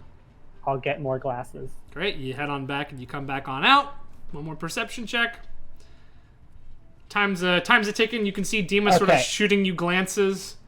This is a 27. 27. You do notice Corin. It's hard to notice her right off the bat. She has a wig on, and most of her piercings are out, but you do sort of notice the most shifty-looking individual back towards the stairs next to the bathrooms, sort of just looking around, brusquely handing hors d'oeuvres to people who come out of the bathrooms. And you're pretty sure that that's Corin. I'm gonna not because the bathrooms are near the servants' quarters, right? Bathrooms are on one side, servants' entrance is on the other, but they're both on the back wall. Okay, I'm gonna, meanderingly but purposely go over there. Stand next to her. Drinks, hors d'oeuvres. Yeah, drinks and hors d'oeuvres are next to each other. She, looks at you a couple of times. Hello. She, is confused. She's like, what do you want? I just want to get this job done. Okay. Sounds good. And she taps her... She reaches into her pocket, and you can see she pulls out what looks to be a small brass trinket. It looks like a round door. She clicks it a couple of times and slips it back into her pocket. And you can see as the boss, his ears sort of perk up across the room, and he comes and starts walking over towards the big burly guard standing at the stairs closest to you. Doesn't make it all the way up before he sort of trips and falls into a woman, however. Just one of the women who's walking about. He lands on top of her, and she's like, "Oh my goodness!" And he's like, "Oh, my madam, I'm so sorry. I'm far too drunk." And the guard Yeah. The guard immediately sort of steps forward and starts trying to pull this lecher off of this woman. And you have your chance. Okay. Can the two of us make our way up? Absolutely. Make a stealth check. And I will make one for Corin. Plus 10. Whew. She's gonna need it. Oh, God. She rolled a natural 3.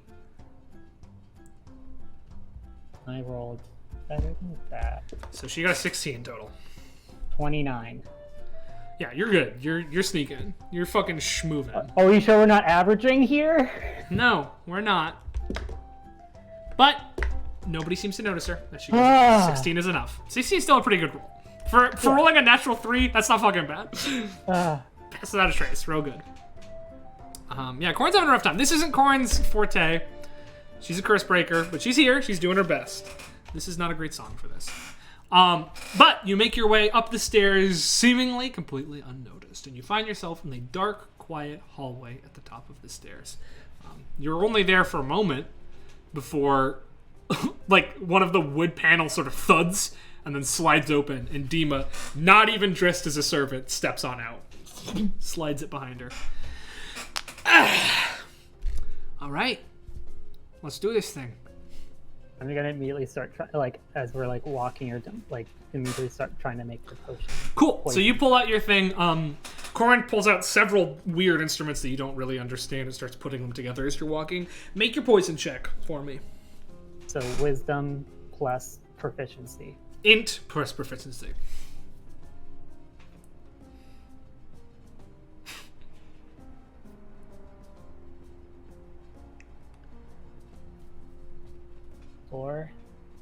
That's 16. 16 is enough. You do in fact manage to make the poison. It's a little rough. You're having trouble like walking and doing it at the same time, but you do make the poison. You have the sensor. You know that in order to make it work, you need to insert the poison into the sensor. As soon as you insert it, it's going to start like shooting it out. So you need to get rid of it as quickly as you possibly can. I'm going to say this to those two and ask if one of them would be willing to be the ones to throw it, so I could prepare like a hold person spell. Dima grabs it. Okay. Grabs the poison from you, a little vial that you've got. It's like, yeah, I can use objects very quickly. In fact, as a bonus action. Yeah, okay, so Dima knows the way to go, but there is some guard presence up here, so I'm gonna need stealth checks for everyone. You have Dima's character sheet, so why don't you roll for Dima as well? And I will roll for Corin. Okay. Oh, that's way fucking better. That's a 23 for Corin.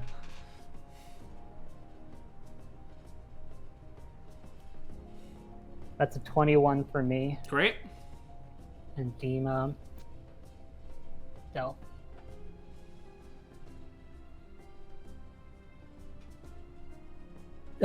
It might be really small. Right there. Yeah. Yeah.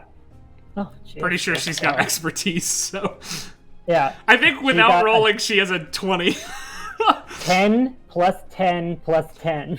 So 30 stealth! Dima is a shadow. There's a couple of times when there are sort of guards patrolling upstairs where Dima like disappears for a moment and then the guard just goes a completely different direction. Like she's very good at this. This is what she does. This is her bread and butter. But eventually you make your way towards a large double-doored room that Dima has signified as the main room. All right, we ready? Corin will open the door. The door's not secure. The door there's no security. There's guards inside though. Okay. Corin will open the door. I'll roll it in. You get ready in case things go wrong. Okay. I'll prepare. Although maybe we should hold up. Maybe we should check. Dima will check for traps. So can you make an investigation check for Dima? An investigation check. Mm-hmm. We should check just in case they have, secured the door since the last time that I saw it. Does she have expertise in this? Because there's like... It's whatever the number is. No, the number isn't there. All the skills in the investigation one is empty. It has a dot there. I filled it in. I filled those in. She doesn't have expertise in investigation. Okay, so there's a dot. So I can just do it. So she has a 4. Yeah. so she got a 14. Cool. 14. She steps away. She's just like, yep, no. That's weird. I filled those in. I don't know. Maybe your PDF reader sucks, so. Yeah. Would you like me to also to magically check for traps? If you'd like. I mean, better safe than sorry, no? Let me just double check to see if that is within the plan of spells. Sure, fair enough. Yeah, I can do it. Cool. Over its second levels then, but well. So yeah, I'll cast chest for traps. Cool. No traps on this door. Okay, cool. No security even, really, magically. Yeah. All right, get ready. Alrighty. 1 second. If there's only one person, you need to do a hold person spell, but you cast it at 3rd level because you have to, and so you can target more than one person. You don't have to target more than one person. Okay. You can target more than one person. Okay. You don't have to hold one of your friends just to make Okay. the spell work. All right, here we go.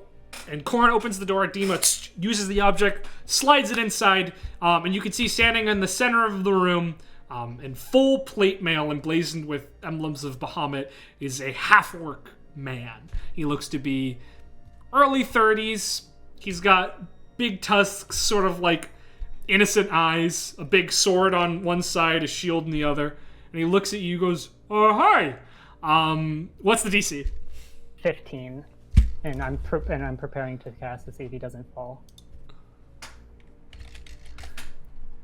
Sorry, 1 sec. I meant to pull up this character sheet before. I forgot to do it. 1 second.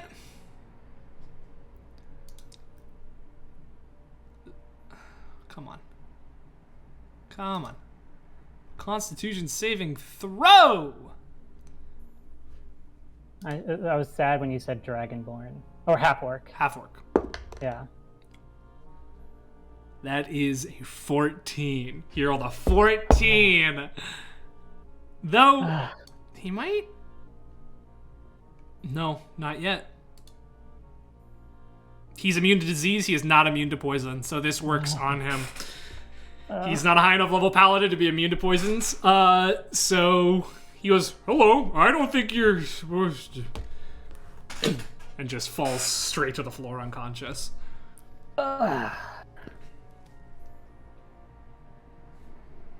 Looks like she can be gaseous formed out of here after all. Corrin closes the door really quickly while you wait for the rest of the ether to disperse. And after a minute, you open it back up, and you see this half-orc just lying face down on the ground, unconscious, snoring.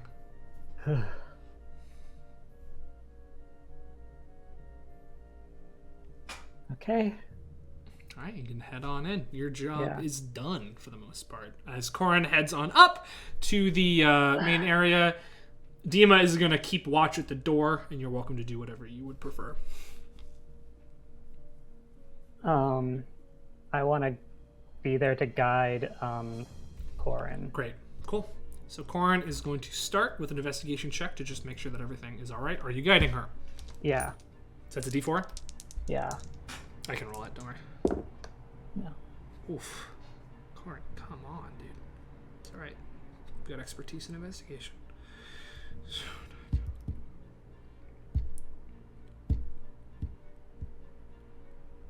Is a 17. Yeah, she starts sort of looking around. She's like, all right, I think I can do this. She's going to, with her tools. You should also know, since guidance is concentration, pass without trace is gone. Cool.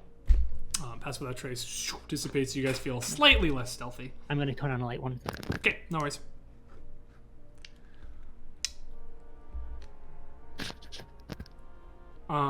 Cool. So she is now going to attempt.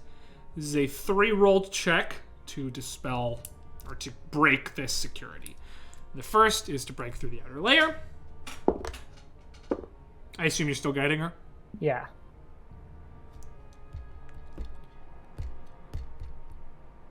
$21, that'll be enough.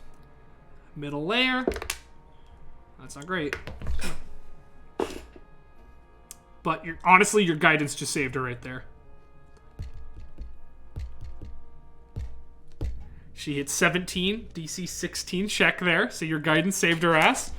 And one final check. Natural 20. She's fine.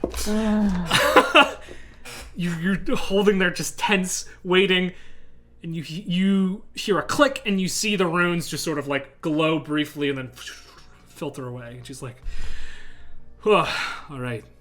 Looked a little risky there for a minute, but we're in. Dima sort of walks on over, puts on gloves, and very deftly lifts the glass box up slowly, ready to jump at any moment.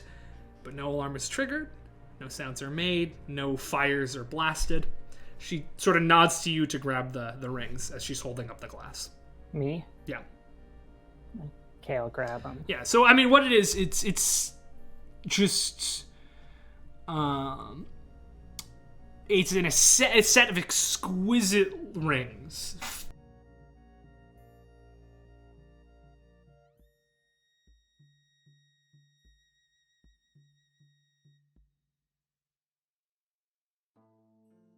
My USB port's broke. Tell them what happened. Yes. Can you hear me? Yes.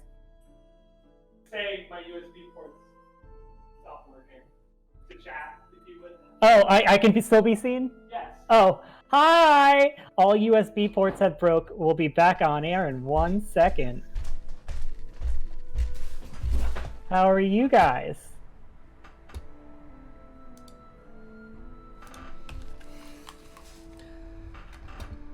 All right.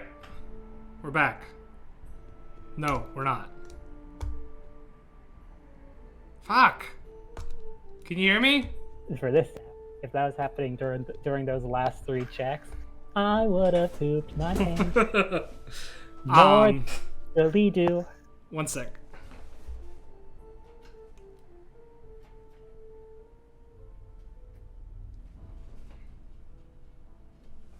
Come on.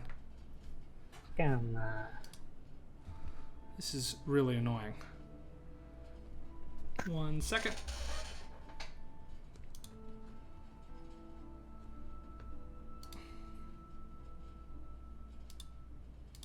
The good old spin.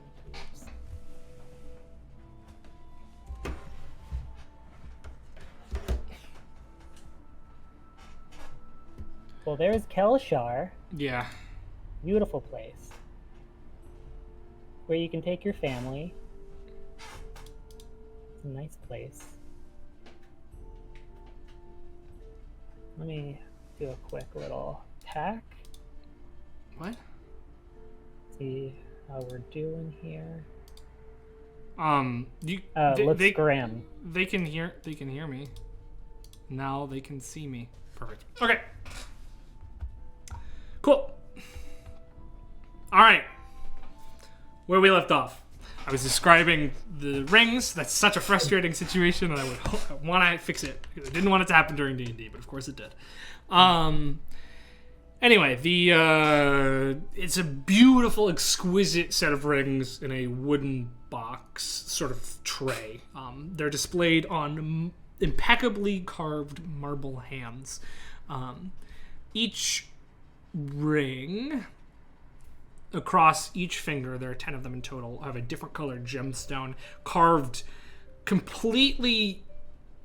You don't know a whole lot about gem carving, but the way that these gems are carved doesn't make any sense with how gems' general geometry goes, as though they were organically shaped to be this way. They're incredible. But you grab it out as Dima lowers the box. As you look around, as you've been looking around the rest of the room, there's a lot of stuff in this room. It's lined wall to wall with precious paintings, chests full of gems, impeccably made clothing and jewelry, and untold other riches. But nothing in here seems to be set up in a way that is presentational, with the exception of this set of rings. This is the only thing here where it's like, oh yeah, this is definitely here always. The rest of it seems to be just shoved in. End game story out of the water. Sure. Is this an origin story for the Mandarin of Marvel? Oh fuck! You spoiled it. We're sponsored by the MCU, Michael. We're actually Dungeon Party Bright Futures is going to be part of the MCU. But now maybe our contract's going to get ruined because you just said that, Michael. Dang it. No, it's not. But they're very beautiful. They're like little animal shapes. It's incredible. Do they feel magical? Not innately. You could cast a spell to learn more if you'd like. The most I'm willing to do right now is an arcana. Yeah, go ahead and make an arcana check.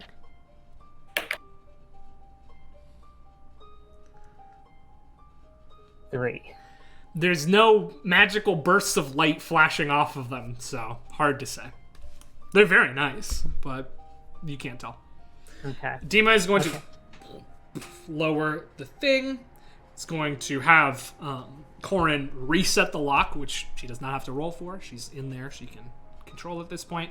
She's going to take the gems from you, pull out sort of a sleek velvet bag, very, very small sleek velvet bag, and just dump all of the contents into the bag.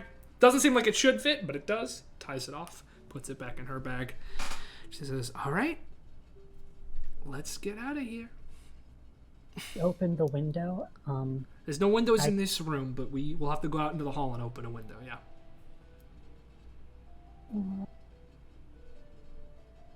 I can't sneak that well without a spell. Well, we're going to have to risk it. Oh, I can just turn into a spider now? You could. Well, you need to cast the gas thing. Can you turn into a spider more than once more? No, but if I cast it now, it won't break concentration when I turn into a spider. But we need her to remove the lock on the windows.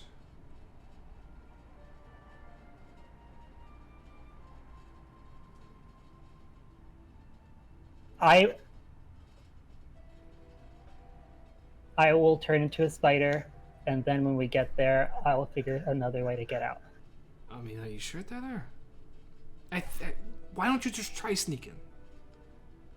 There's only like 2 guards upstairs. If we time it right, we might not even have to. Okay. All right, you got this. You've kicked ass so far, all right? We can finish it out. Okay. All right, and she leads the way. Well, she waits at the door and listens for a while. If she's doing like a perception check to time it, could I guide her? Sure, yeah. She wasn't, but she will now. No, we don't have to. Well, roll it. You roll it. You have her character sheet. Oh. Dang. I don't know if perception's your strongest suit. It's not. It's a 1. I'll get a D4 out. Your butt mug. Show everybody what you keep, yeah.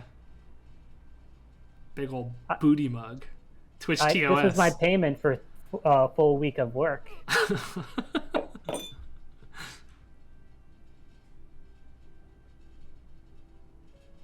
4 + 4.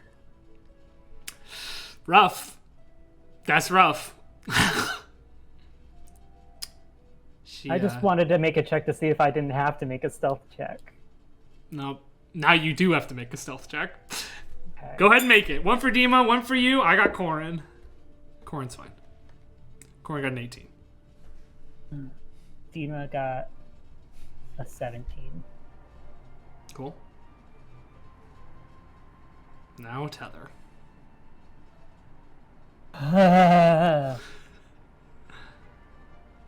Okay. That is a 16. Okay. You guys sneak your way out. Unfortunately, because of her mistiming, a guard is coming right around the corner, but she sort of hustles you back into a little alcove, and she passes by without noticing. And you continue your way towards the closest window. Corin is going to try to make some quick work of unlocking the lock. Guide. Yep, I figured. I was already rolling the D4. Yep, easy enough.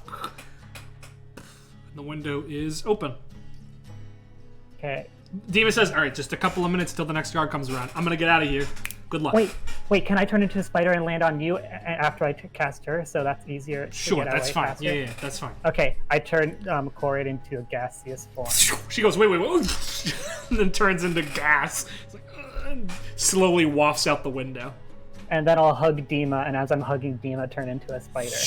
And you sort of go up into her hair, and she's like, oh, that's the worst. And then goes outside, closes the window behind her, pulls out a grappling hook. I guess from this end, you can't really see what's going on. You get up into her hair, and you feel fast wind, speed. You go upside down a couple of times. It's crazy. And then you feel her feet touch the ground, and she starts to run quickly and quietly away. Couple of minutes, 10, 20 minutes later, you hear a door slam shut behind her. And she goes, Tether, we did it. Transform back. We did! Oh, God! You're just on top of her. All right, out of here. Okay. How long does gaseous form last? Gaseous form? Oh shit. You sure? That's a sure. You sure did a question. That's good. I have it. Where the fuck is it? Oh, I have D&D Beyond now. Oh, so cool. 1 hour. Yeah, 1 hour. Yeah, 1 hour. All right, so you're concentrating. I could end concentration, but I don't know if she's here or not. You don't. You have no idea. And they move slower. They do.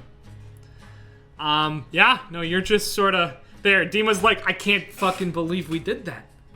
Tether, you pulled off a heist. That was a high-profile heist, and you pulled it off, Tether. No hitches. All right, that's the spirit. We gotta fill that back up. Let's go to the bar. Drinks on me. She takes you down to the bar, and you start fucking knocking them back. What feels like probably about an hour and a half later, a very angry, covered in mud and sticks Corin walks in, like rubbing mud from her face, comes and sits down at the bar, at the table in the bar next to you, says, you know, you could have warned me. You could have warned me about where I land, how I control myself. You could have told me literally anything about what happened there. I've only done it once. Oh my God, did you get the kid drunk? I mean, look at her! She's adorable! Oh God, Christ. All right. Raises her hand and goes and grabs some alcohol as well. You stay there for several hours. Just knocking shots back. You and Dima having a great time. Corin not exactly excited to be there, but you can tell she's pleased with the work that you guys did tonight. When eventually the boss and the Goliath also walk back in. When the boss comes in, everybody in the bar sort of looks up and looks up at him expectantly, and he walks forward and he looks to you guys sort of expectantly. Dima pulls out a bag, opens it up, holds up the rings, and everybody in the room just erupts into cheers. And they're like, yeah! The boss is like, I knew we got it! Comes down. He literally vaults over the railing and lands next to you guys. Definitely hurts a little bit, but he's super excited. Goliath doesn't come down. He's just sort of standing upstairs, probably itching to go back to his post. But boss comes down. You guys made it. No hitches. You succeeded. And the rest of the night is spent in intense celebration. Yeah. Stories are swapped. Excitements are told. Boss tells about all the times he thought it was going to go wrong. Dima explains how she got upstairs, how she got out. It's crazy. You probably don't remember a whole lot of it. You're getting pretty fucking wasted here. But everybody is very excited to have you there. Keeps congratulating you, telling you how great a job you did. It feels good. You might be real drunk, but man, you pulled that shit off. I would like to not do that again. Your table erupts in laughter after you say that. The boss is like, yeah, they all say that after their first one, but there's nothing quite like the thrill. You'll come back for more.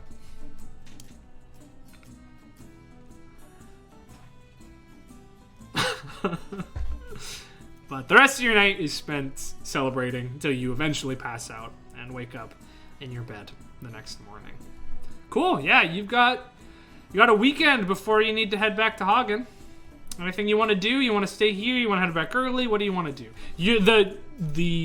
It'll be about a week until you guys get paid for this job, but your share will be delivered to school for you. Okay, I think Tether, after all that excitement and all that stimulation, I think she's just gonna say, bye, thank you, I'll be back, blah, blah, blah. But I think she wants to chill out at home. Cool. Yeah, fair enough. You got a couple of things to pack up before you go, and Tima definitely wants to send you off. So she goes to your room as you start packing everything up. She's like, listen, kid, that was impressive. Thanks. So, same with you. I've been doing this my whole life. This was one of your first times, and you really pulled it off. That hat? Oh, yeah. You can keep it if you'd like. Really? Yeah, I mean, it's ours. We're loaning it to you, but, like... You don't have to pay me. Listen, as much as I'd like to take more of a share here, this hat is not valuable enough to cancel your share. Are you sure about that? And I guess no. All right. So, could I keep the hat for a little bit? Yeah, you can borrow the hat for a little bit. I'm sure we'll want it back next time we need it, but for now, consider it yours. Okay. But, I don't know. I'm proud of you, kid. I took a chance on you, bringing you in here, and I feel like that chance is paid off in spades. So, good job. Give her a hug. Oh, all right. We're doing this? Cool. All right. She does not hug you back. Thanks for believing in me. Sure, kid. Yeah, whatever. Not a big deal. She's like and then uncomfortable now. As you turn to leave, you hear a loud crash, loud bang, coming from up. Like where the You could sort of devise that it's where the fake bar is, the entry room. Just a very loud crash, and Dima's just like, her face darts upward. Did you hear that? Hat on, pass with that trace. Okay, you're like elven self? Yeah. Cool. If I ever put that hat on, it's for that. Cool.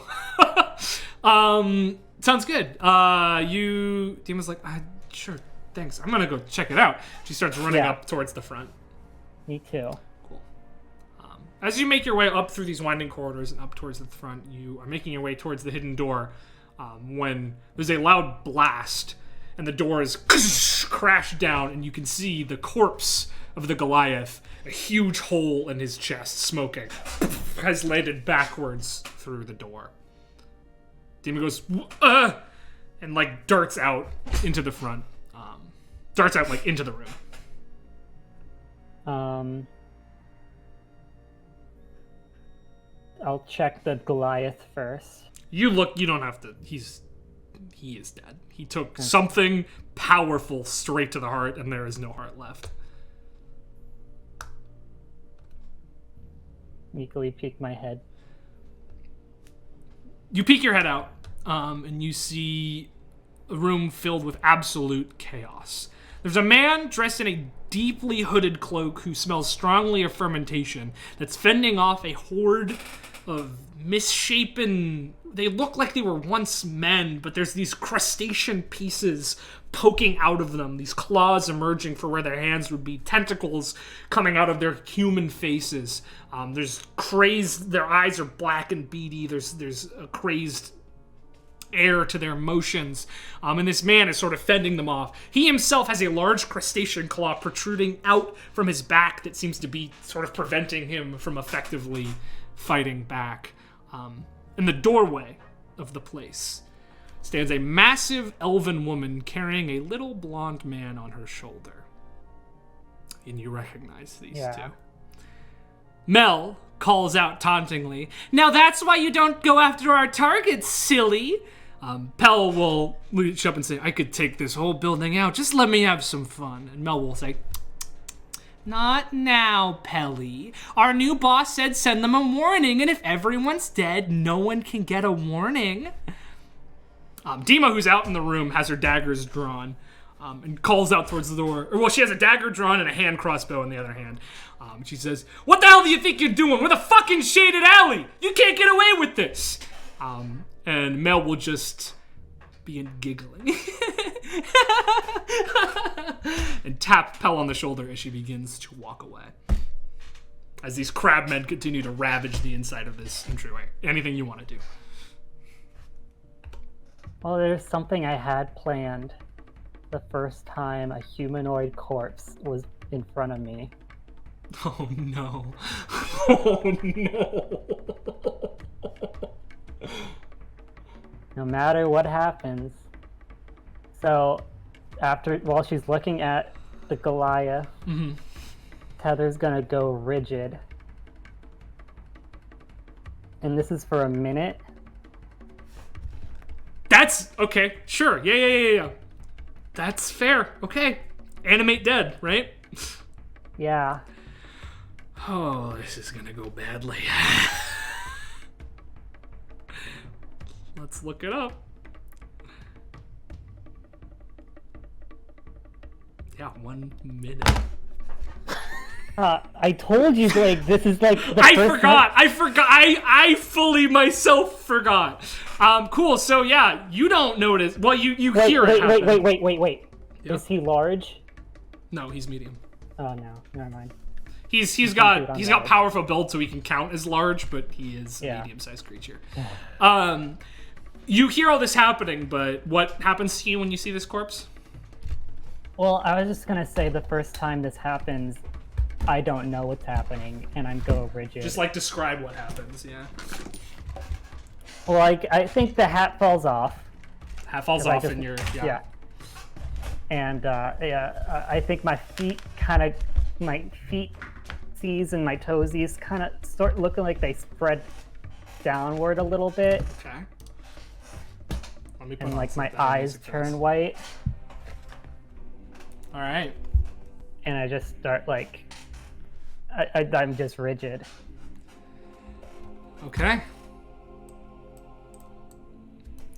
As spores start to sort of come out of Tether's cutting out of my mouth and all of your orifices, it's kind of disturbing as they all start filling in the gap, the hole in this Goliath's chest. Dima is facing down 4 crabmen as the hooded figure, the hooded man, starts just screaming and brushes past her violently, running towards the back of the room to another one of the secret entrances. So Dima is out in this room by herself while Tether casts Animate Dead.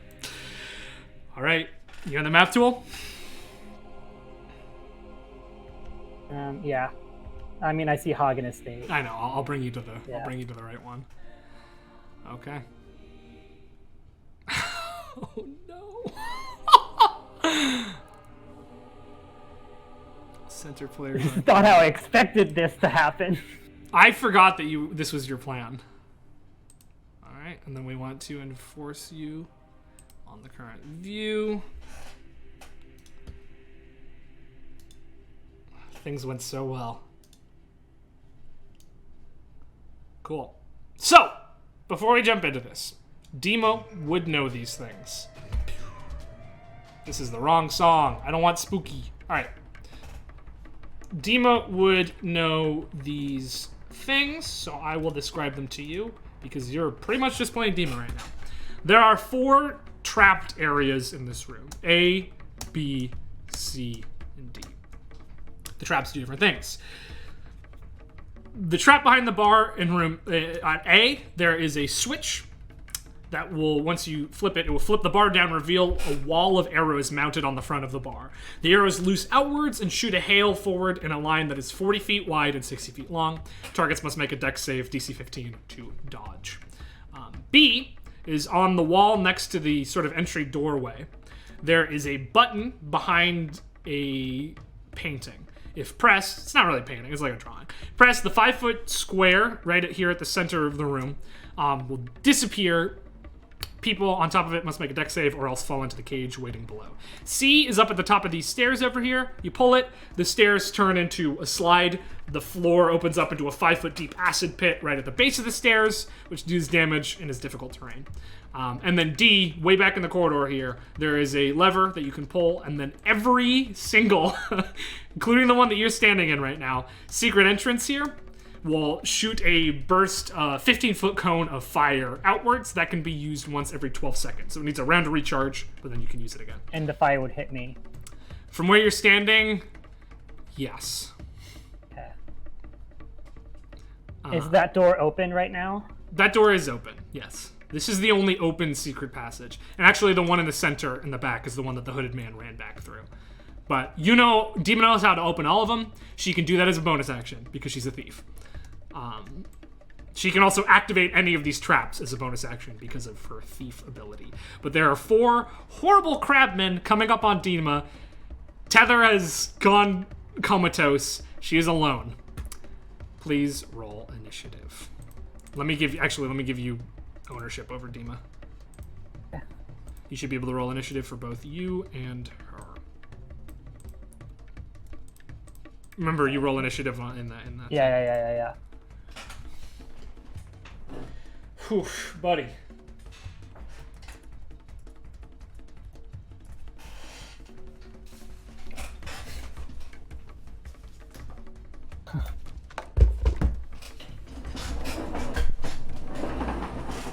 Thanks. Oh, 1 second, sorry. My headphones came unplugged. All right, have you rolled? Yeah, badly. That's just the way. All right, Crabman number 4 is our first individual. He is going to run up to Dima, and he is going to try to hit her with his... No, he has to grapple first. Okay, so he's going to try to hit her with his pincer. I wish it wasn't a natural 20, but it is a natural 20. She does have luck. She can force me to re-roll that if she likes. She has 3 luck points per day.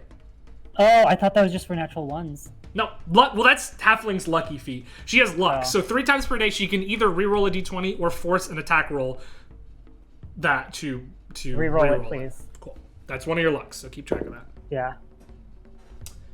Much worse. That's an 8 to hit. No. Cool. That's all it can do. Crabman number 1 is going to... He'll probably chase after the other guy to begin with. Yeah, he'll run up over here. Well, he'll have to go 25, 30, 5. Cool. Crabman number 2. Hello, Dima. That's a natural 1. All right, Crabman number 2 is going to fall prone, and I can use my cool prone thing. You see that shit? You see how he's got a little marker next to him now? On his... Look, it's prone. It's you can't see it. You gotta zoom in real far. I'm just gonna do it real quick because I've worked hard on this. Look, I made I see it. I made little condition markers, so that's prone. So, all right, that's all he's got. And Crabman number 3. Wow, yeah, you guys rolled shit. He is gonna roll up as well. Fuck me. That's a 10 to hit. No. All right, Dima, sort of dodging and weaving, manages to dodge out of the way of all of these pincers sort of flying at her. Tether, you continue to cast, I assume. Yeah. All right, so it's been, we'll say, between you starting to cast and the beginning of combat, we'll call that 3 rounds. No, it'd be 2 rounds. It'd be 12 seconds, I guess. And it's a minute, which is 60 seconds, so 10 rounds. This is round number 3 out of 10. So keep track of that as well. Okay. Dima is up. Dima is gonna bonus action disengage. Great. I'm trying to think. You gave me the note about how she'd fight. Would she run out the front door? This is her home. Okay. So cool. she'll die to defend this place if she has to. Oh. This is the one place where she'll actually fight to the finish.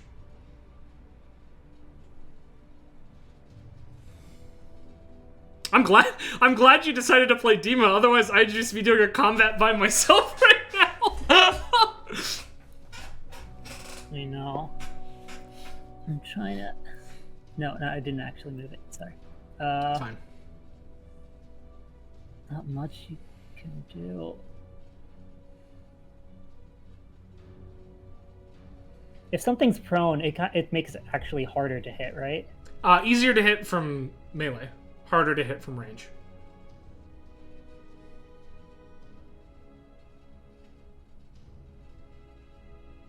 In fact, advantage. So she would have sneak attack on this guy if she attacked him. Okay, then she'll attack first. So no, she hasn't bonus action disengaged yet. Yeah. Cool, go for it. She's advantage. Oh.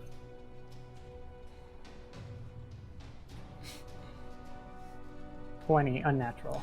Cool, that will hit. Go ahead and roll your damage. Make sure to calculate the sneak attack in there. Yeah, I gotta get all your d6s now. Oh, I only have 2. Oh, I only have 1. 2. I have 2. Okay, and it's a d6.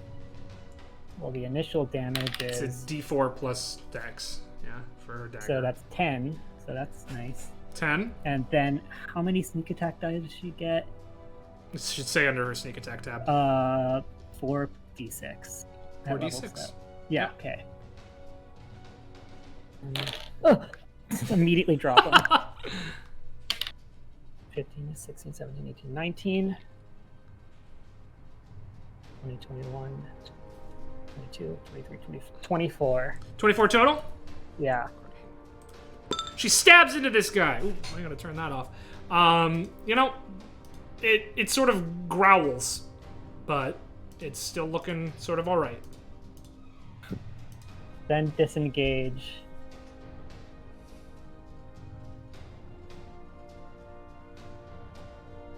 Great, yeah, she sort of boom rolls, she stabs into him, Yeah. and then just like shoots a crossbow bolt wide to distract him as she backwards rolls over the table and looks over towards Tether and sees that Tether is just like been taken by the forces of nature at the moment. All right, anything else? I think that's all I can do. All right, crabmen are gonna go. Crabman number 4 is going to 5, 10, 15, 20, 25, 30. Get in range and make a strike. That is a 12 to hit. No. Right. Crabman number 1 is going to 5, 10, 15, 20, 25, and he's not able to fit inside the thing, so he's going to change his mind, start heading backwards towards Dima. Crabman number 2 is going to use half his movement to stand up. 5, 10, 15, and he's going to notice Tether. Crabman number 3, 5, 10, 15, 20, 25, 30. Great. Tether, round 4. Dima.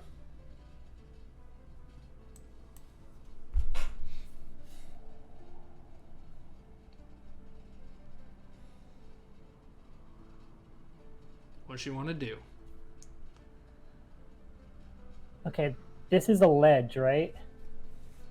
Yeah, so there's stairs that lead upward to a about 20-foot tall balcony. She could probably vault off of this to get to the top if she wanted to. Would these guys be in range? Would these two be in range of this lever?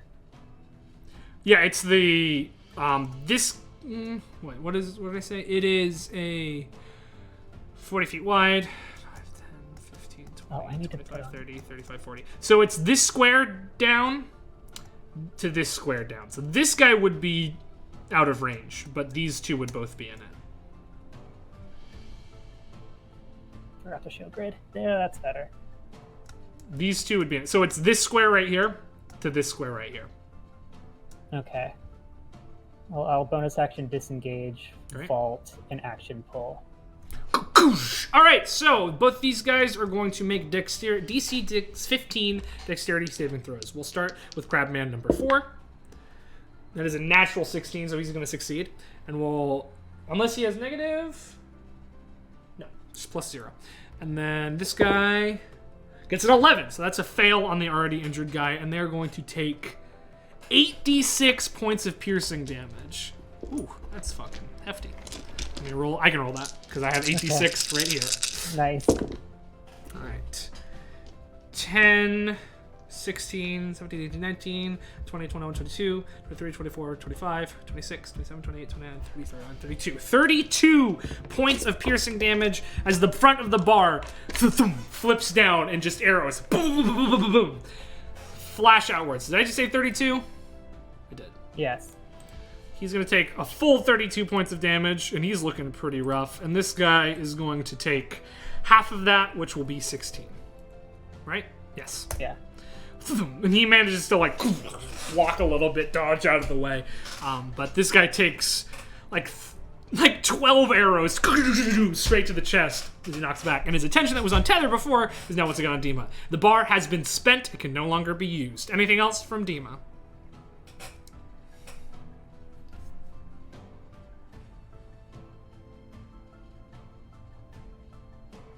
I was here.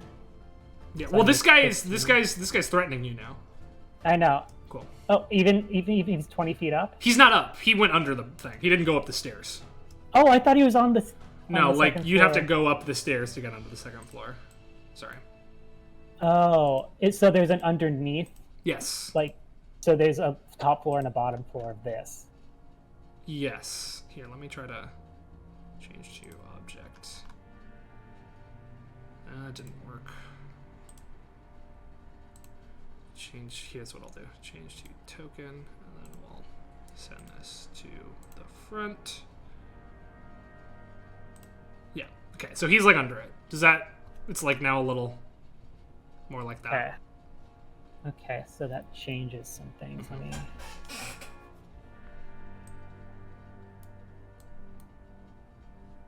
Okay, so since I took the disengage bonus action, my movements don't provoke. Your movements, Okay. yeah, you've still disengaged. So Could I still like do like a go forward and jump up to the second floor? Like no, that's going to require an action to make your acrobatics check to jump up there.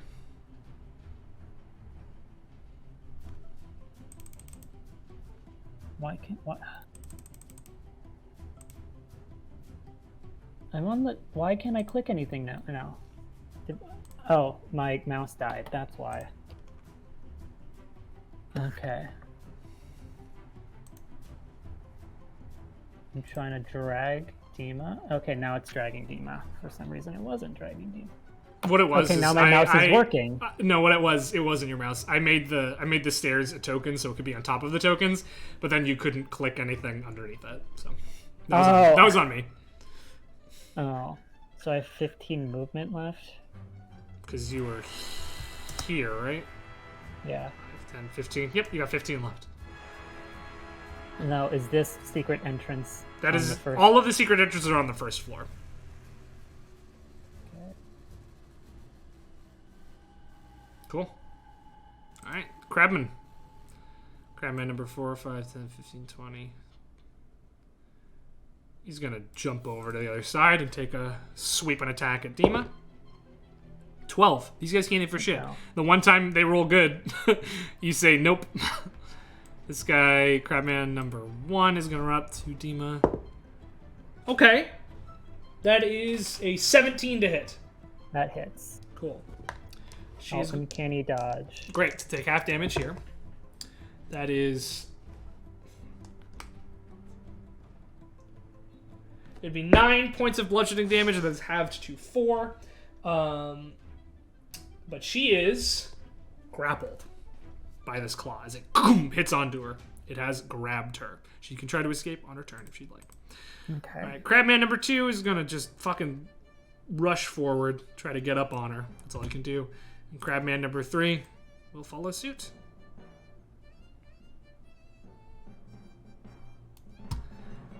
Cool. Tether. Not That turn is 5. turn 5. You're halfway there. Dima, grappled. Okay, so that's us. You can use your action to make an acrobatics or athletics check. Contested Right. by the DC on this creature. Acrobatics. Cool. No, athletics. Oh, acrobatics. She's just good I think at both. she's better. Yeah, she's good at Yeah. both, but I think acrobatics is the one she's better at. Yeah. Unnatural 20. That beats the DC as you grasp the 3 of this thing's huge, horrible claw, Dima. Thank you, plus 10. Yeah, that's what she's good at. This is just her bonus. She's got a bonus are action. always used every turn to have to do other stuff. Yeah, it's so I tough. bonus action disengage. Great. 20. So just go to here. 20. That's 20. That's 20. Yeah, you that's just 20. Yeah, so now you can go from where from you want from here. Let me.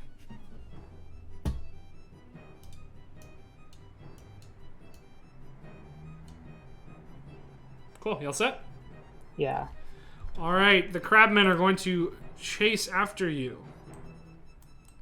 10, 15, 20, 25, 30. This is difficult terrain for them because they are big. Oh, 'cause it's too big. Okay. So they're moving at half speed through these corridors. Fortunately, they're not the smartest individuals of all time. Let me make an intelligence check with this guy. Actually, that's not bad. So he's going to 10, 15, 20, 25, 30, 35, 45, 55. That's the best he can do. And this guy... just gonna follow his brothers. Tether, round 6. Dima.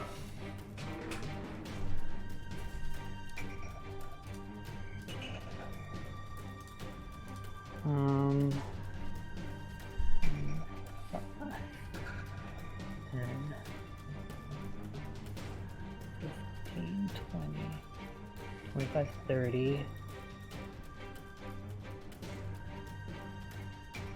35. The one coming down the hallway is the one that's been severely damaged, both by This the one? arrows. Yeah, both by the arrows and the sneak attack earlier. It's like limping its way through. There's just blood and viscera pouring out of open wounds on its front. It's like several arrows are embedded in it.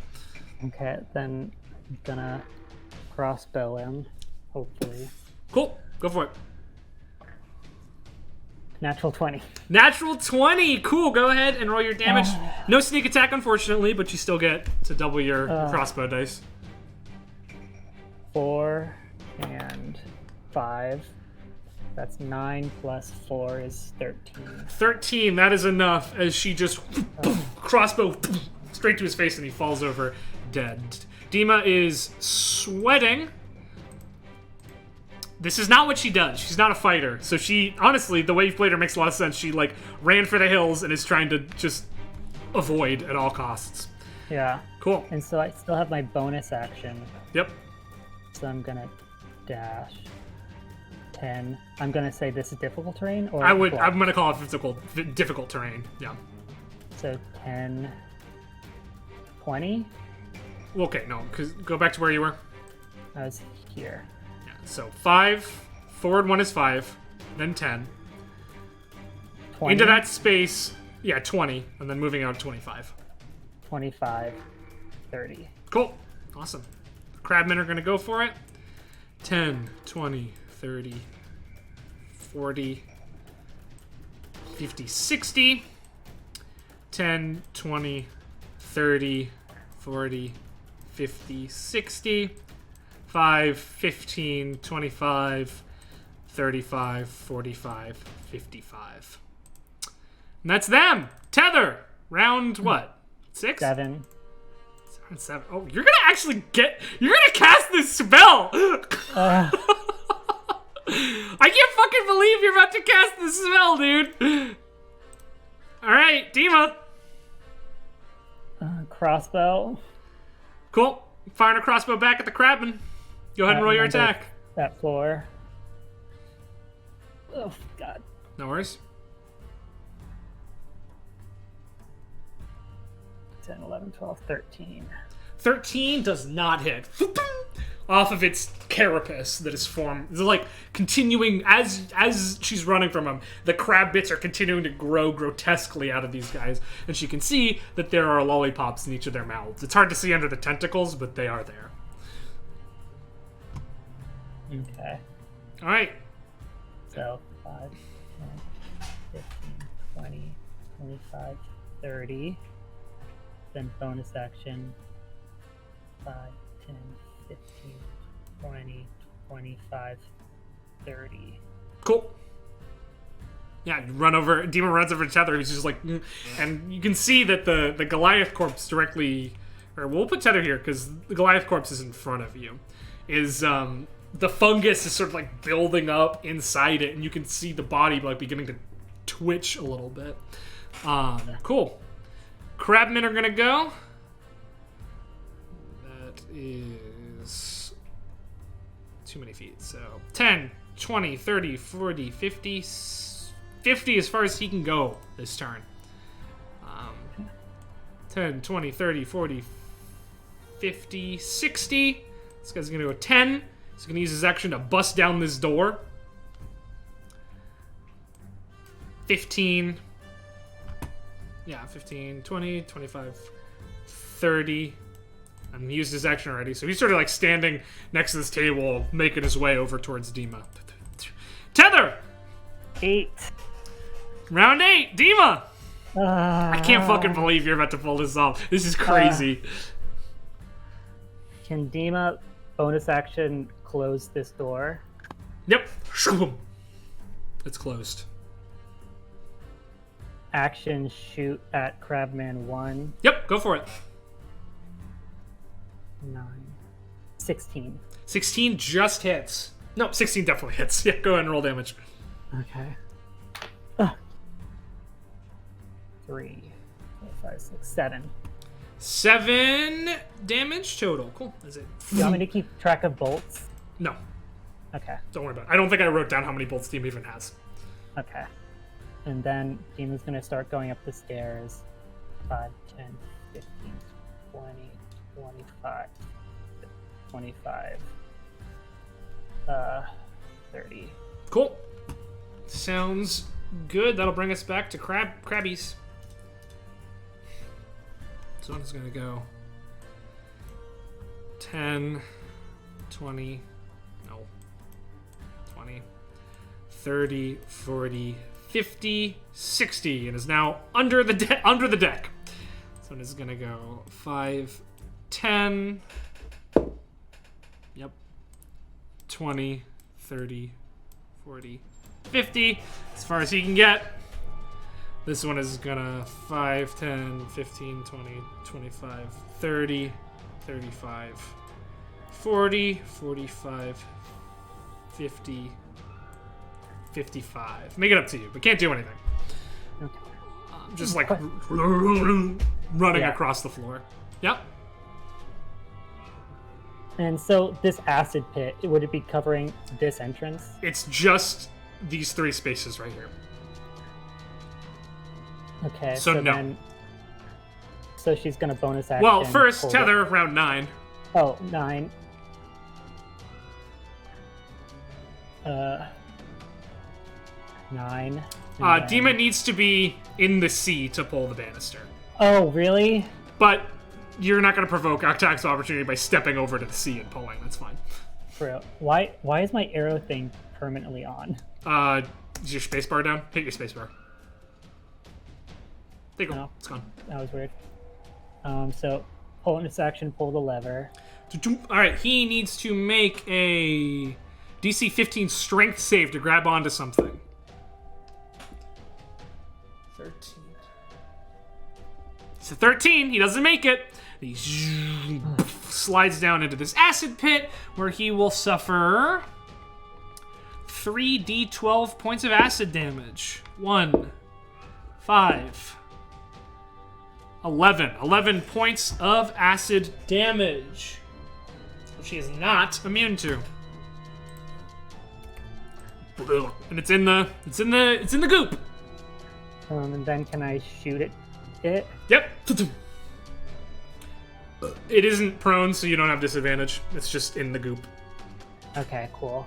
That's Burning. good.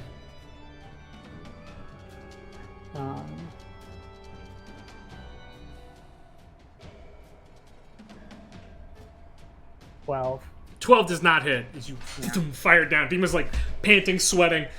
This is doing the best she can in this situation. All right. So then movement. Yep. You've used 5. Yep. So 10, 15, 20, 25, 30. Great.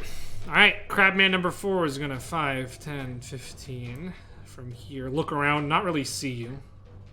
So 20, 25, 30. This point probably sees you, but that's about, it's not smart, so that's all it's gonna do. Is 5, 10, 15, 20, 25, 30, 35, 40, 45, and you'll stay there.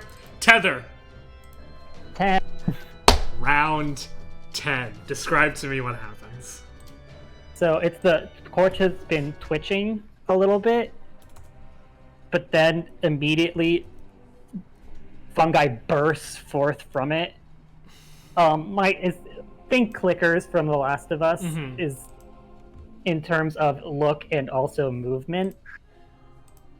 So it's just like they immediately burst forth and it unnaturally gets up.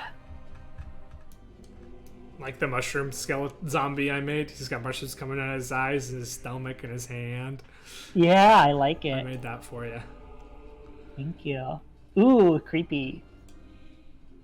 Get that token real big. Yeah, I just wanted everybody to see it because I worked hard on that when you said you were taking it. I mean, as it just raises to its feet, this fungal-covered Goliath. So your spell's been cast. Let's read the spell and see how this undead acts, because, dog, I don't even know.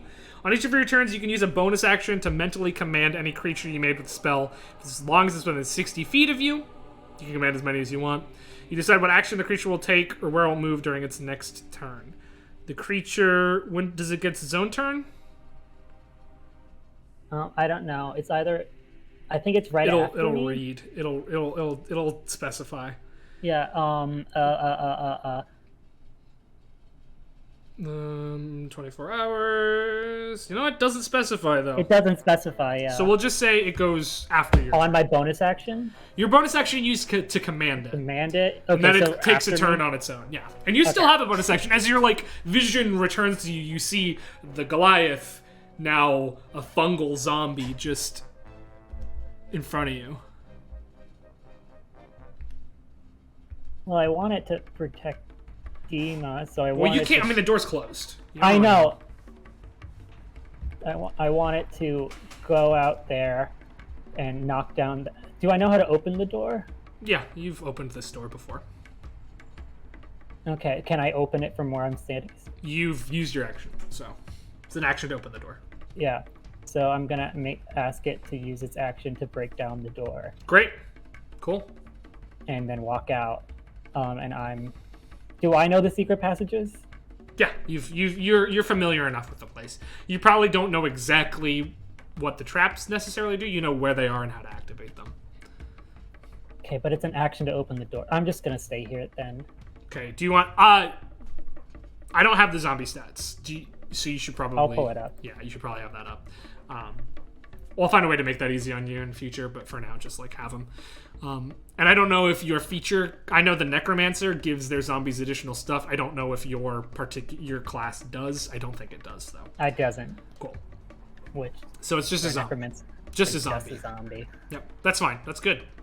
Zombies are good. It's an extra guy. Yeah. So you want it to break down the door then? Yeah. Cool. That's easy enough. On its turn, which is right after yours, it just breaks down the door. Dima sees the door burst open and this fungal-covered corpse there, waiting. Dima's turn. Oh, and can I have it walk out? You gave it the action to break down the door. To open the door and walk out. That's not... Oh! Action it'll take and where it will move. So yeah, you can... Okay, yeah. You can make him move. You have control of him, so... Yeah. Sorry, I've wanted to use this spell for a million years, but every campaign I've played a Necromancer in has ended right as I got it. So I don't know how this spell works. Awesome, so it's going to be a learning process here. All right, he's just going to run up into the middle of all of them. Yeah. Cool. All right, and it's their turn. This Crabmen are going to start wailing on him. Well, I think Crabman number 4 wants Dima, so he's going to go. Okay. Which does provoke an attack of opportunity from a zombie, unless they don't get those. It doesn't specify? If it doesn't specify, then they do get them. Okay. So you can make an attack roll with your zombie. What is it? +3. 12 plus 3 is 15. 15 will hit. Go ahead and roll your zombie damage. D6 plus 1, baby. 4. 4 points of damage as it just slams its shroomy hand into this guy. Alright, so he is going to make... He makes a successful athletics check to make up. It is difficult terrain, so it's 10, 20, 30, 40, 50, 55, 60. He's rushing down at Dima. Crabman number 1 is going to attack the zombie. Natural 20. Yeesh.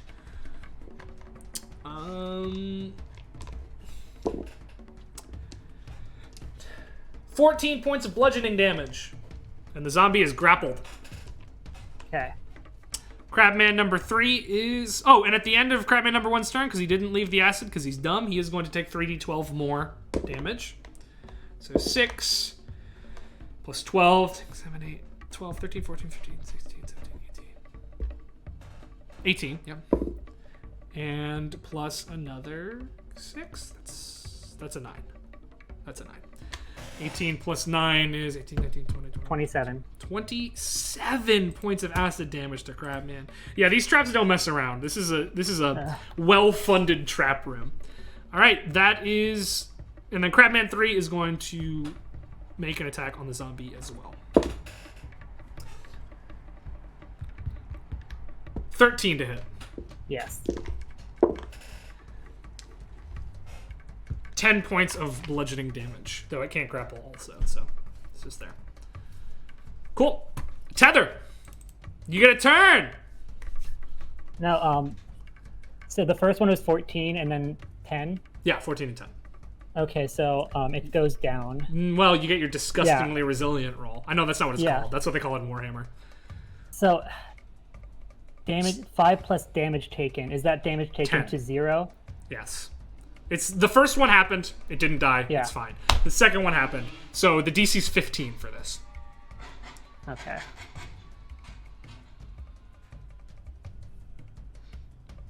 (13, 14, 15, 16). Yeah, it's fine. It returns to life at 1 HP. It is not dead. Con. Zombies are con. Yes, that's their whole thing. They don't go down. As you see, like the first one like grapples into it, just like right into its flesh. Its claw like goes through it. The second one just bashes it across the head. You see its head like snap downwards and then sort of like click back upwards. It is still living. Tether, your turn. Tether turn. This is another day, so I have my spell slots, right? Yes, yeah, you're good on spell slots. It's the next day. Okay.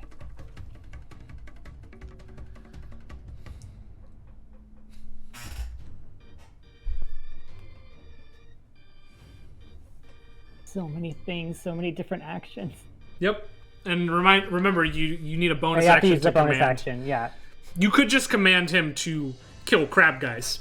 That's the thing you could do. Okay. I don't think he'll have the bandwidth to seek them out, but he will fight these guys to the death if it wants.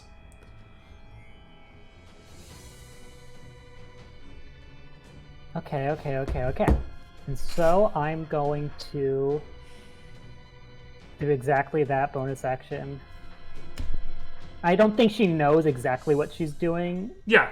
Well, this happened. She didn't realize this was going to happen. This just happened to her. Yeah. And so that happens. And then, I guess, she's gonna Why can't I walk out?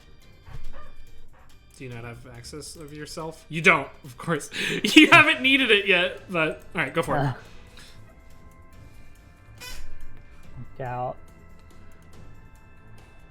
Dima's gonna call down, Tether! Took you long enough? What the fuck is happening? You cut out that entire time. I saw my green go away.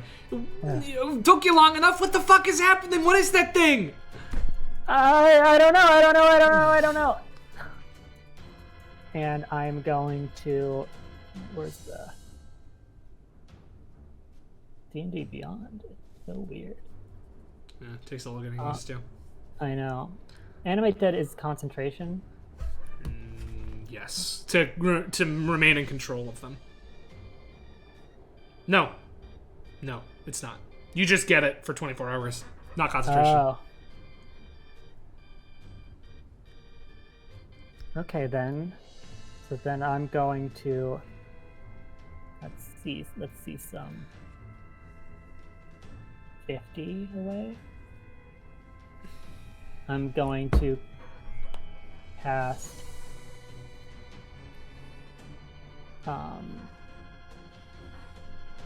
Flaming Sphere. Great, I actually have a flaming sphere for you. Like at Don't worry, I've got a token that I'm gonna place down for you, and you can use it. Where do you want it? I want it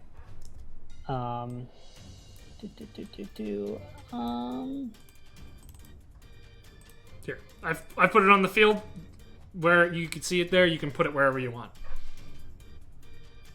I want it. Actually, yeah, I'll put it here. Cool. No, actually, this is so weird positioning wise. I can't put it on someone. No, it's gotta be a free space.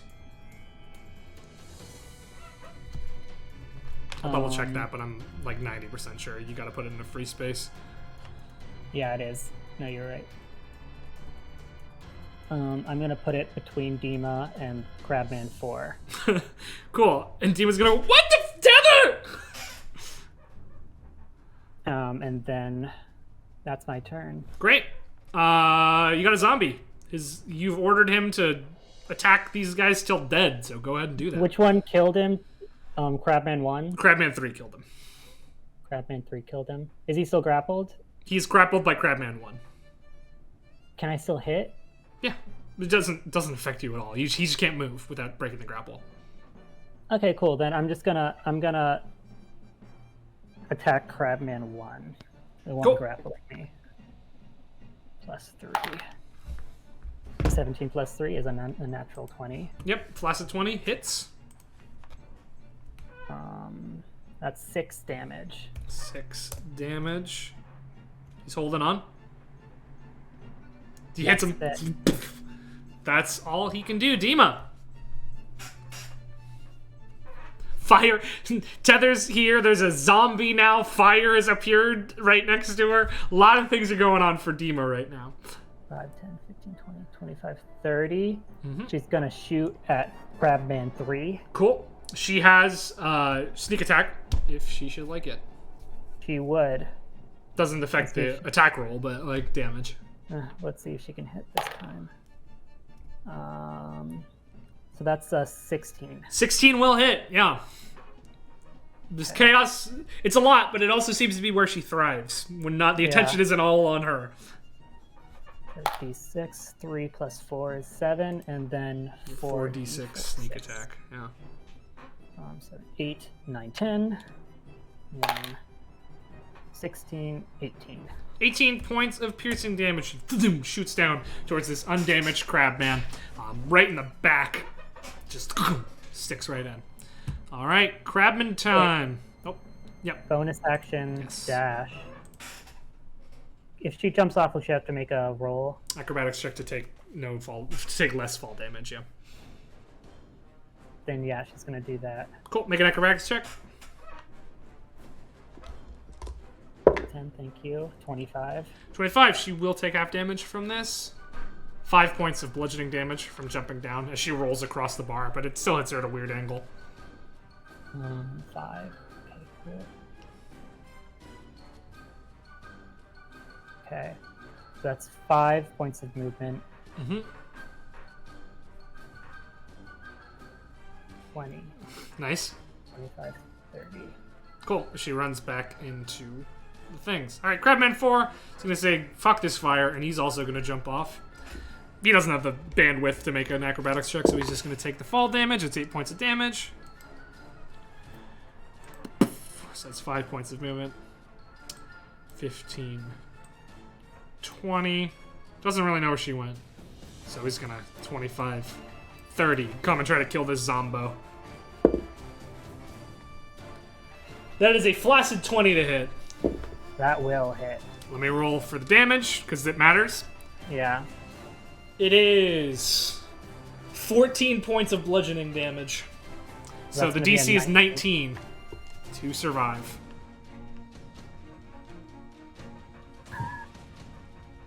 I rolled a 19. Oh my god, okay! Yeah, this one just like uppercuts it, and the head tilts backwards this time. It's hanging on by a thread, but a mushroom sort of grows upwards in the place of the head. No longer needed. And it is still kicking. Crabman number 1, gonna give it a shot. Oh no, Crabman 1 hasn't grappled. So the creature must succeed. Yeah, zombie must succeed on a Constitution saving throw. Constitution saving throw? Yep. 17, 18, 19, 20. This fucking zombie. The poison from the tentacles go into the zombie. Doesn't matter. He's also Zombies probably are immune to poison anyway. Yeah. So it doesn't matter. But these guys are dumb. They don't know. All right, Crabman 3 is going to take his best shot. Wait, should Crapperin 1 get poison? Acid Yes, damage? he will. Thank you.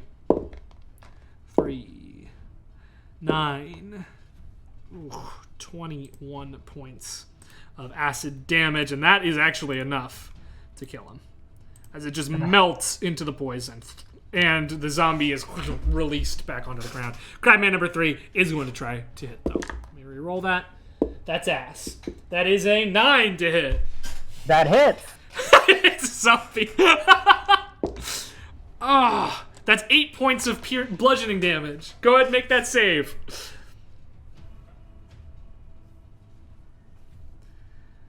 15 plus 3. Oh my god, he's still up! This one it goes for the legs, the leg like buckles, but then clicks back into place. This thing cannot be stopped. Tether, your turn. Tether's gonna bonus action. Ram.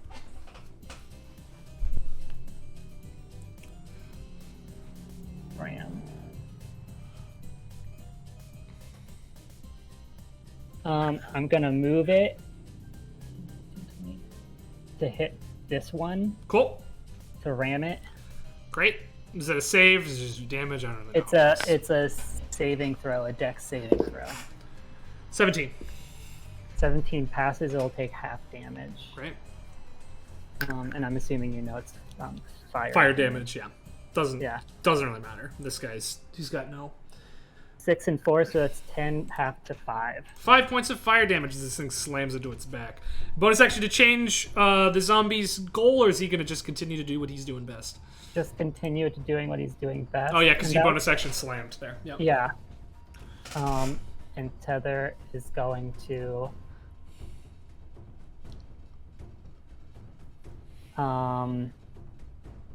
action symbiotic entity.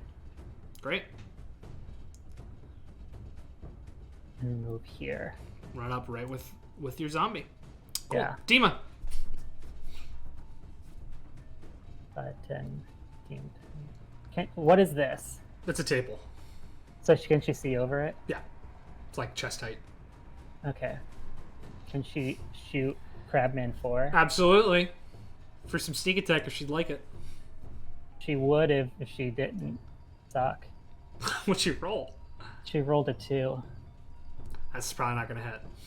Yeah. Listen, this is not our forte.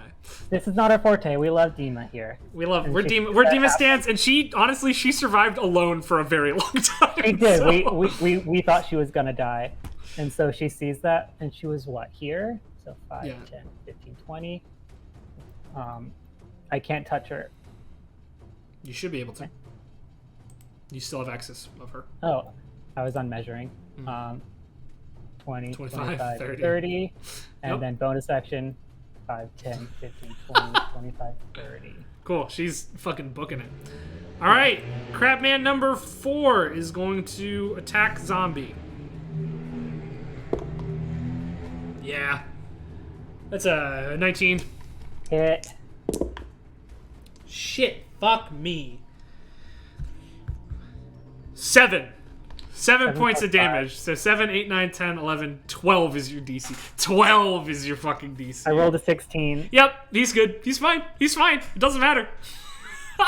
Crabman number 3 is going to begin his turn. We forgot to use his zombie turn, but whatever. Oh yeah, make your attack roll. No, it's okay. We skipped No, it. do it now. Do it now. Okay. You waited fucking a minute to cast this spell. We're getting the use out of it. Okay, so it'll be Crabman 4. Cool. 7, 8, 9, 10. No, miss. Yeah. All right, Crabman 3 is going to start his turn. He is within 5 feet of you. Should you like to use your action? Oh, wait. Is Crabman's 4's turn ending? Yes. So since he ended his turn within 5 feet of the Symbiotic flaming- entity. Oh. flaming spear, Yeah. I had it up and then I moved it to something Oh, I else. forgot. Fuck is this flaming spear? I had it up. I can look it up. It's fine. No, I got it. I also literally have it up right now. Oh, it's a level 2 spell, not a 3 spell. That's why I was going crazy. Oh, it has to make the dex save anyway. Cool. Yeah, That is a 10. So that's a fail, I'm pretty sure. that's a fail. So 2d4. 2d4? 6. 2d6, thank you. So that's 3. Total? Yeah. Bummer. As he starts to burn slightly from the thing behind him. Crabman 3 is going to begin his turn. Crabman 3 is going to take a con saving throw. I figured he might. Yeah. Ooh. That's a 5. 5 is a fail as he inhales some of those spores. Yeah, between you and this fungus zombie, there's spores flying all over the place here. Everywhere. And so it's going to be 2d4. It's going to be a d6 next level. Necrotic damage, right? Necrotic damage. Cool. 4, These guys are immune to poison. 3. 7 total? 7. Yeah. As it inhales and like whatever's human is left in this thing starts coughing up a lung. But it is... Yeah, in that case, it's realizing its attacks on the zombie are doing fucking fuck all. So it is going to start attacking you. Poorly. 14 to hit. No. Yep, didn't think so. Your turn. Ending his turn, dex save. Yes, for the thing. 7. So he's going to take 6 fire damage. 6 fire damage as he begins to burn a little bit. Your turn. Bonus action Shillelagh, Cool. and then I'm going to try to hit Crabman 3. Go for it.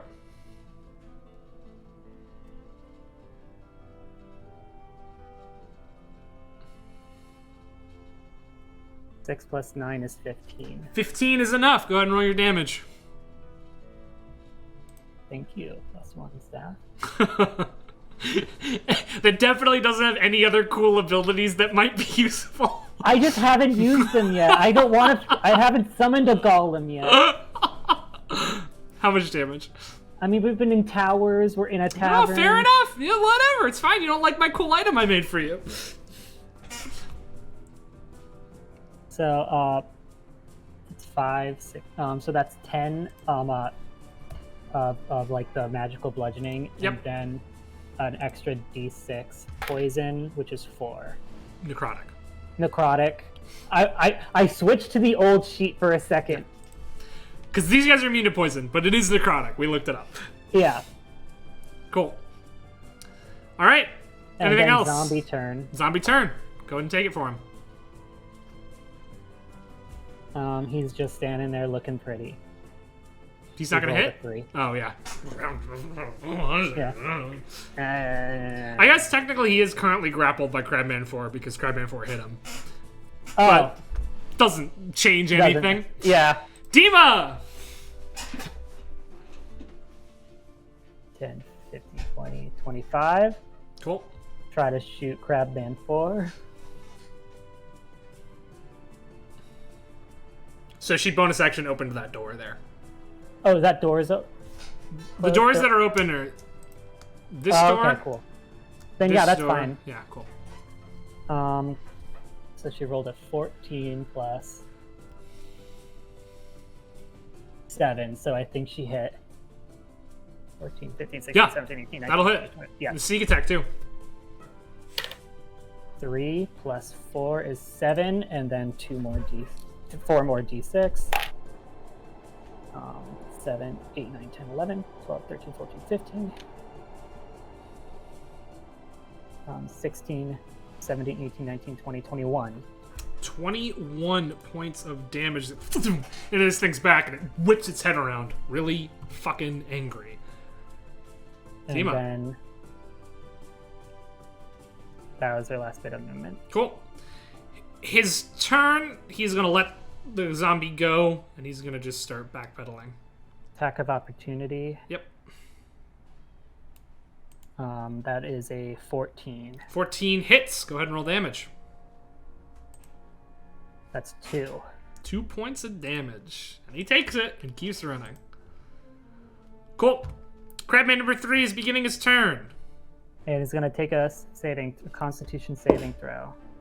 Holy fuck! Thank you for doing this fun little tutorial for me to remember. No, I'll keep saying it for a couple of combats, but eventually I'm gonna stop. Just so you know. Yeah.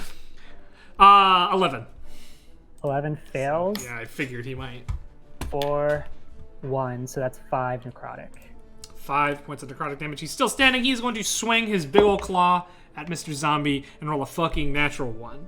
He's gonna roll a natural 1, and he's gonna fucking hit the. He's gonna miss and hit this flaming sphere and take 2d6 fire damage. You can roll that. That is 9. And he'll die. And he'll die from that. As he swings and he whiffs, he sets himself on fire. And that is it for Crabman number 3. His turn is done. His life is over. All right, Tether. Tether is going to bonus action. No, I can only do 30. So, honestly, she'll end concentration on Flaming Sphere. Cool. Flaming Sphere will disappear.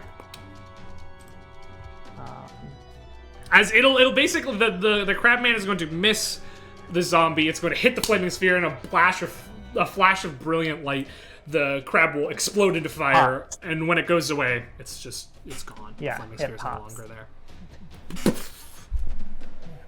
30. Just gonna go here and chill touch Crabman 4. All right, make that attack. 18. 18 will hit. Go ahead and roll damage. Okay. And the damage 2d8. Chill touch, man. This is a good spell. I like chill touch a lot. It's like maybe my favorite too. cantrip. 1, 5. So that's 6. It is still standing, just barely, as this spectral force just whips it in the back. You got a bonus action? Bonus action, just re-up the kill the Crabmans to Go get him. Cool. go get him. So he has been commanded to go get him. He can go get him. Yeah, so It's fucking unkillable Goliath. 10, 15, 20. I think it's only 20 movement, right? I think they're slow. I think you're right about that. Yeah. So, Cool. and then dash. Can it dash? No. And No? yes, it can. Yes, it can. Unless it says otherwise, it can. I think technically NPCs can't dash. Oh, no, that's Lancer. Okay. Because I have my guys dash all the time. Doesn't matter. 5, 10, 15, 20. Is it just like, it doesn't even really vault over the bar, it hits into the bar, and its top half keeps going, and it like, its bottom half like rolls up behind it. This thing is basically just mushrooms holding together. Yeah. Like, the body wasn't that fucked up before, but after the brutal beating it's taken, there's barely anything holding it together anymore. Dima. Dima is gonna shoot point blank at him. She can, if she stabs him first, she can shoot point blank as a bonus action. Well, I was planning on using a bonus action for something else. Fair enough. Go for it. No disadvantage because she has crossbow expert. 10, 11, 12, 13. 13? Just Misses. Yeah, 13. No, it's plus 7, not plus 4. It's plus 4 for the damage. 13, 14, 15, 16. Hits, yeah. Go ahead and roll damage. No sneak attack, but... Yeah. 1, 5. So 5. 5 points of damage as she just puts the crossbow up to this thing's face, pulls the trigger, it falls over. Backwards. Dead. That is combat. She's gonna take a step forward out of the hallway over this body and say, Tether, what the fuck happened to Goliath?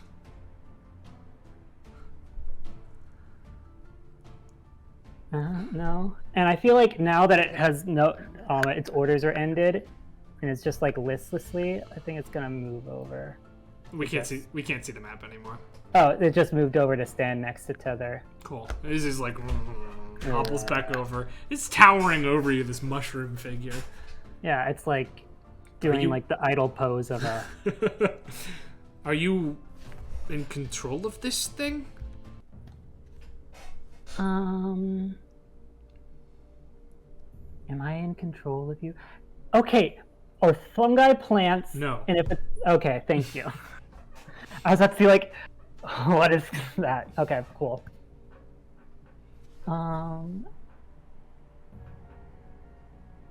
Lightly slap my hand. Yeah. Okay. Observe my tactics. Hey, thank you for the 9 months of subbage, Rob. Appreciate it. She looks a little taken aback. So, is it gonna stay like that? No. I've never seen someone who looks like me. Doesn't really, Tether, it doesn't really look like you. There's mushrooms growing out of my friend's corpse. You're a mushroom person. It's a little different.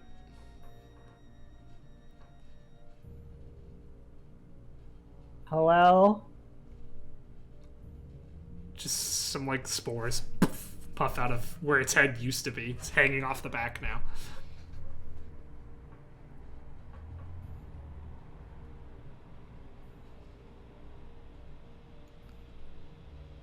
Are you okay?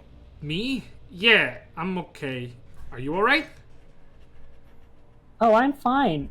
And Tether's gonna walk over to Dima and do some cure woundsing. Cool. You know how much health she's lost. I don't. I don't know if she lost any health, actually. Oh, she lost health. She's at 23 out of 31. She doesn't have a whole lot of health. Yeah. Cool. Thanks, Tether. I appreciate that. But she looks like very uncomfortable with the... Because it's following. Yeah, it's right behind you. I got a bit of a request, Tether. Yeah? I know you're excited about this thing and this new power you've got, but that's my friend. Do you think there's a way you can reverse this? I don't really know how it happened. I just saw him, and then I just, like, I don't know, blacked out for a little bit, and then he was up. Okay. And then... I don't know. That's alright. No, you know what? It's cool. This is a cool thing you've done. It'd be a lot cooler if it was on somebody who I wasn't friends with. But, you know, I guess he's sort of talks about the same amount, so. Guess. I don't think he talks at all now. It was a joke because he didn't really talk before. Oh, I'm sorry. It's all right. It's all right. Well, you're definitely not going to be able to bring him out onto the streets. Yeah. And I don't know. He's following me. Can you tell him to stay here? Probably. We could look after him. Maybe try to figure out a way to reverse this. I mean, he's dead. But I think we'd like to, give him some rights rather than just have him walk around like a fungus all day. Yeah. Do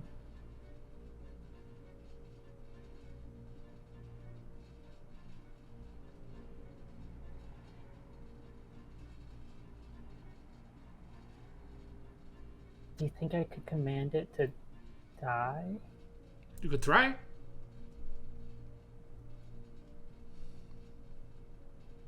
Thank you for helping us out. Sort of just like twitching next to you. Could you die? It walks over towards the acid pit and goes and it stands in it. And it begins to sizzle. And we don't have to roll for it, but it takes like too long. Like longer than you'd like for this thing to finally kick the bucket as it melts down into the acid. As the crab man is melting into the acid next to it, as it just. That was really gross. Yeah. But I mean, pretty badass too, Tether.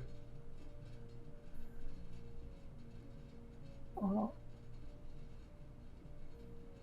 no, I don't know how it works. Well, maybe I don't know. I mean, you go to hero school, right? You should talk to somebody about it. You're right. What happened here? Who? Those were. I knew. Do you know? People. Do you know those people? Yeah, Hell and Mel. Those motherfuckers are gonna pay for fucking with the shaded alley. They don't know who they're messing with. What was the gang he called? He said they were.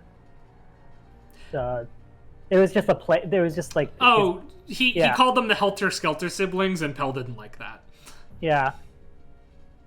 He called the little guy called them the Helter Skelter siblings. All right, thank you, Tether. We'll deal with that. Winfield's right in chat. He absolutely does the Terminator 2 thing as he sinks into the acid.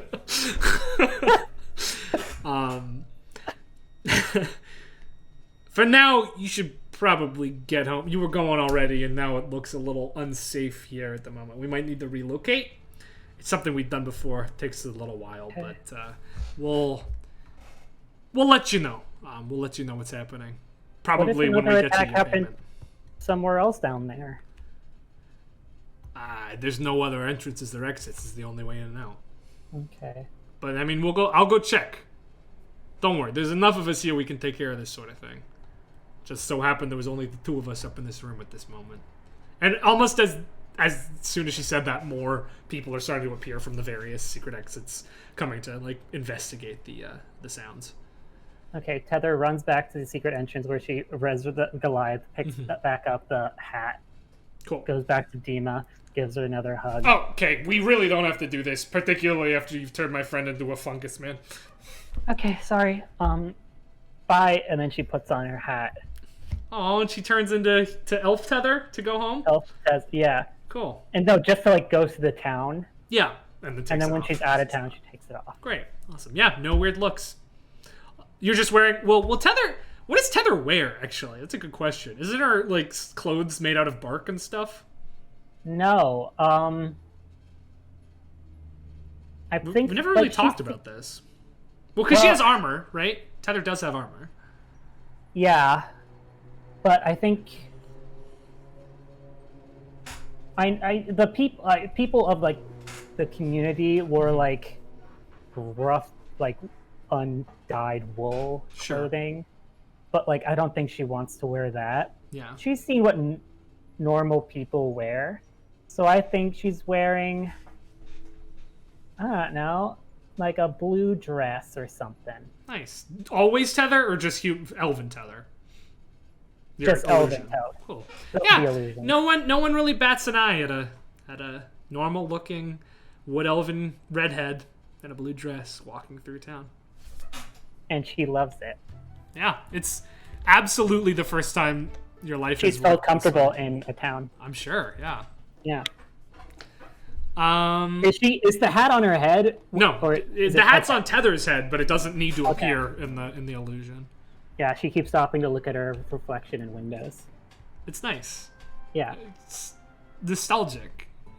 Like, Yeah. I feel like, and correct me if I'm wrong here, I don't want to put words in your backstory here, but like, you remember before you were a mushroom, but the memories are foggy, you know? Like, Yeah, it they're feels foggy. like a different life, but this is sort of bringing it into clearer focus, and that's kind of nice.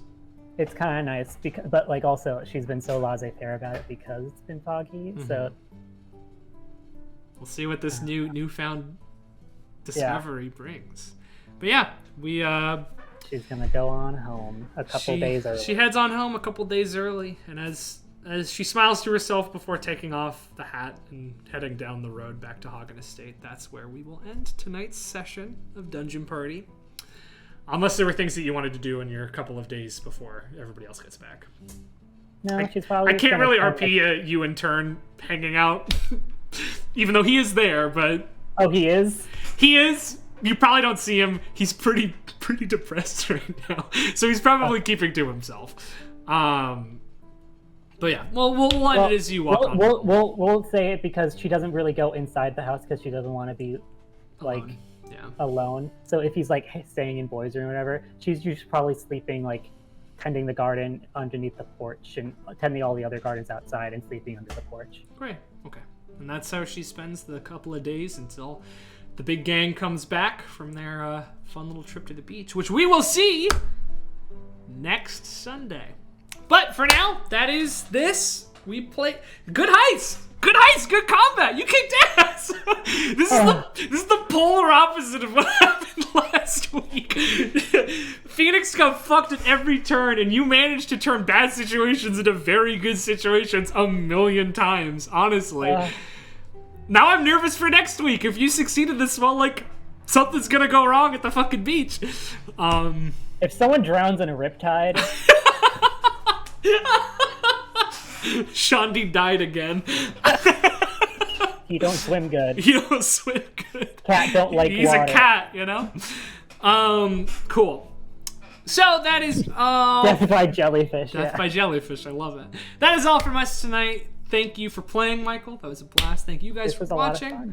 If you're not currently playing a game of Dungeons & Dragons, you should, because you can cast a 1 minute long cast time spell and still have time to fucking kick ass in combat. And you can't do that in any other game. Cool.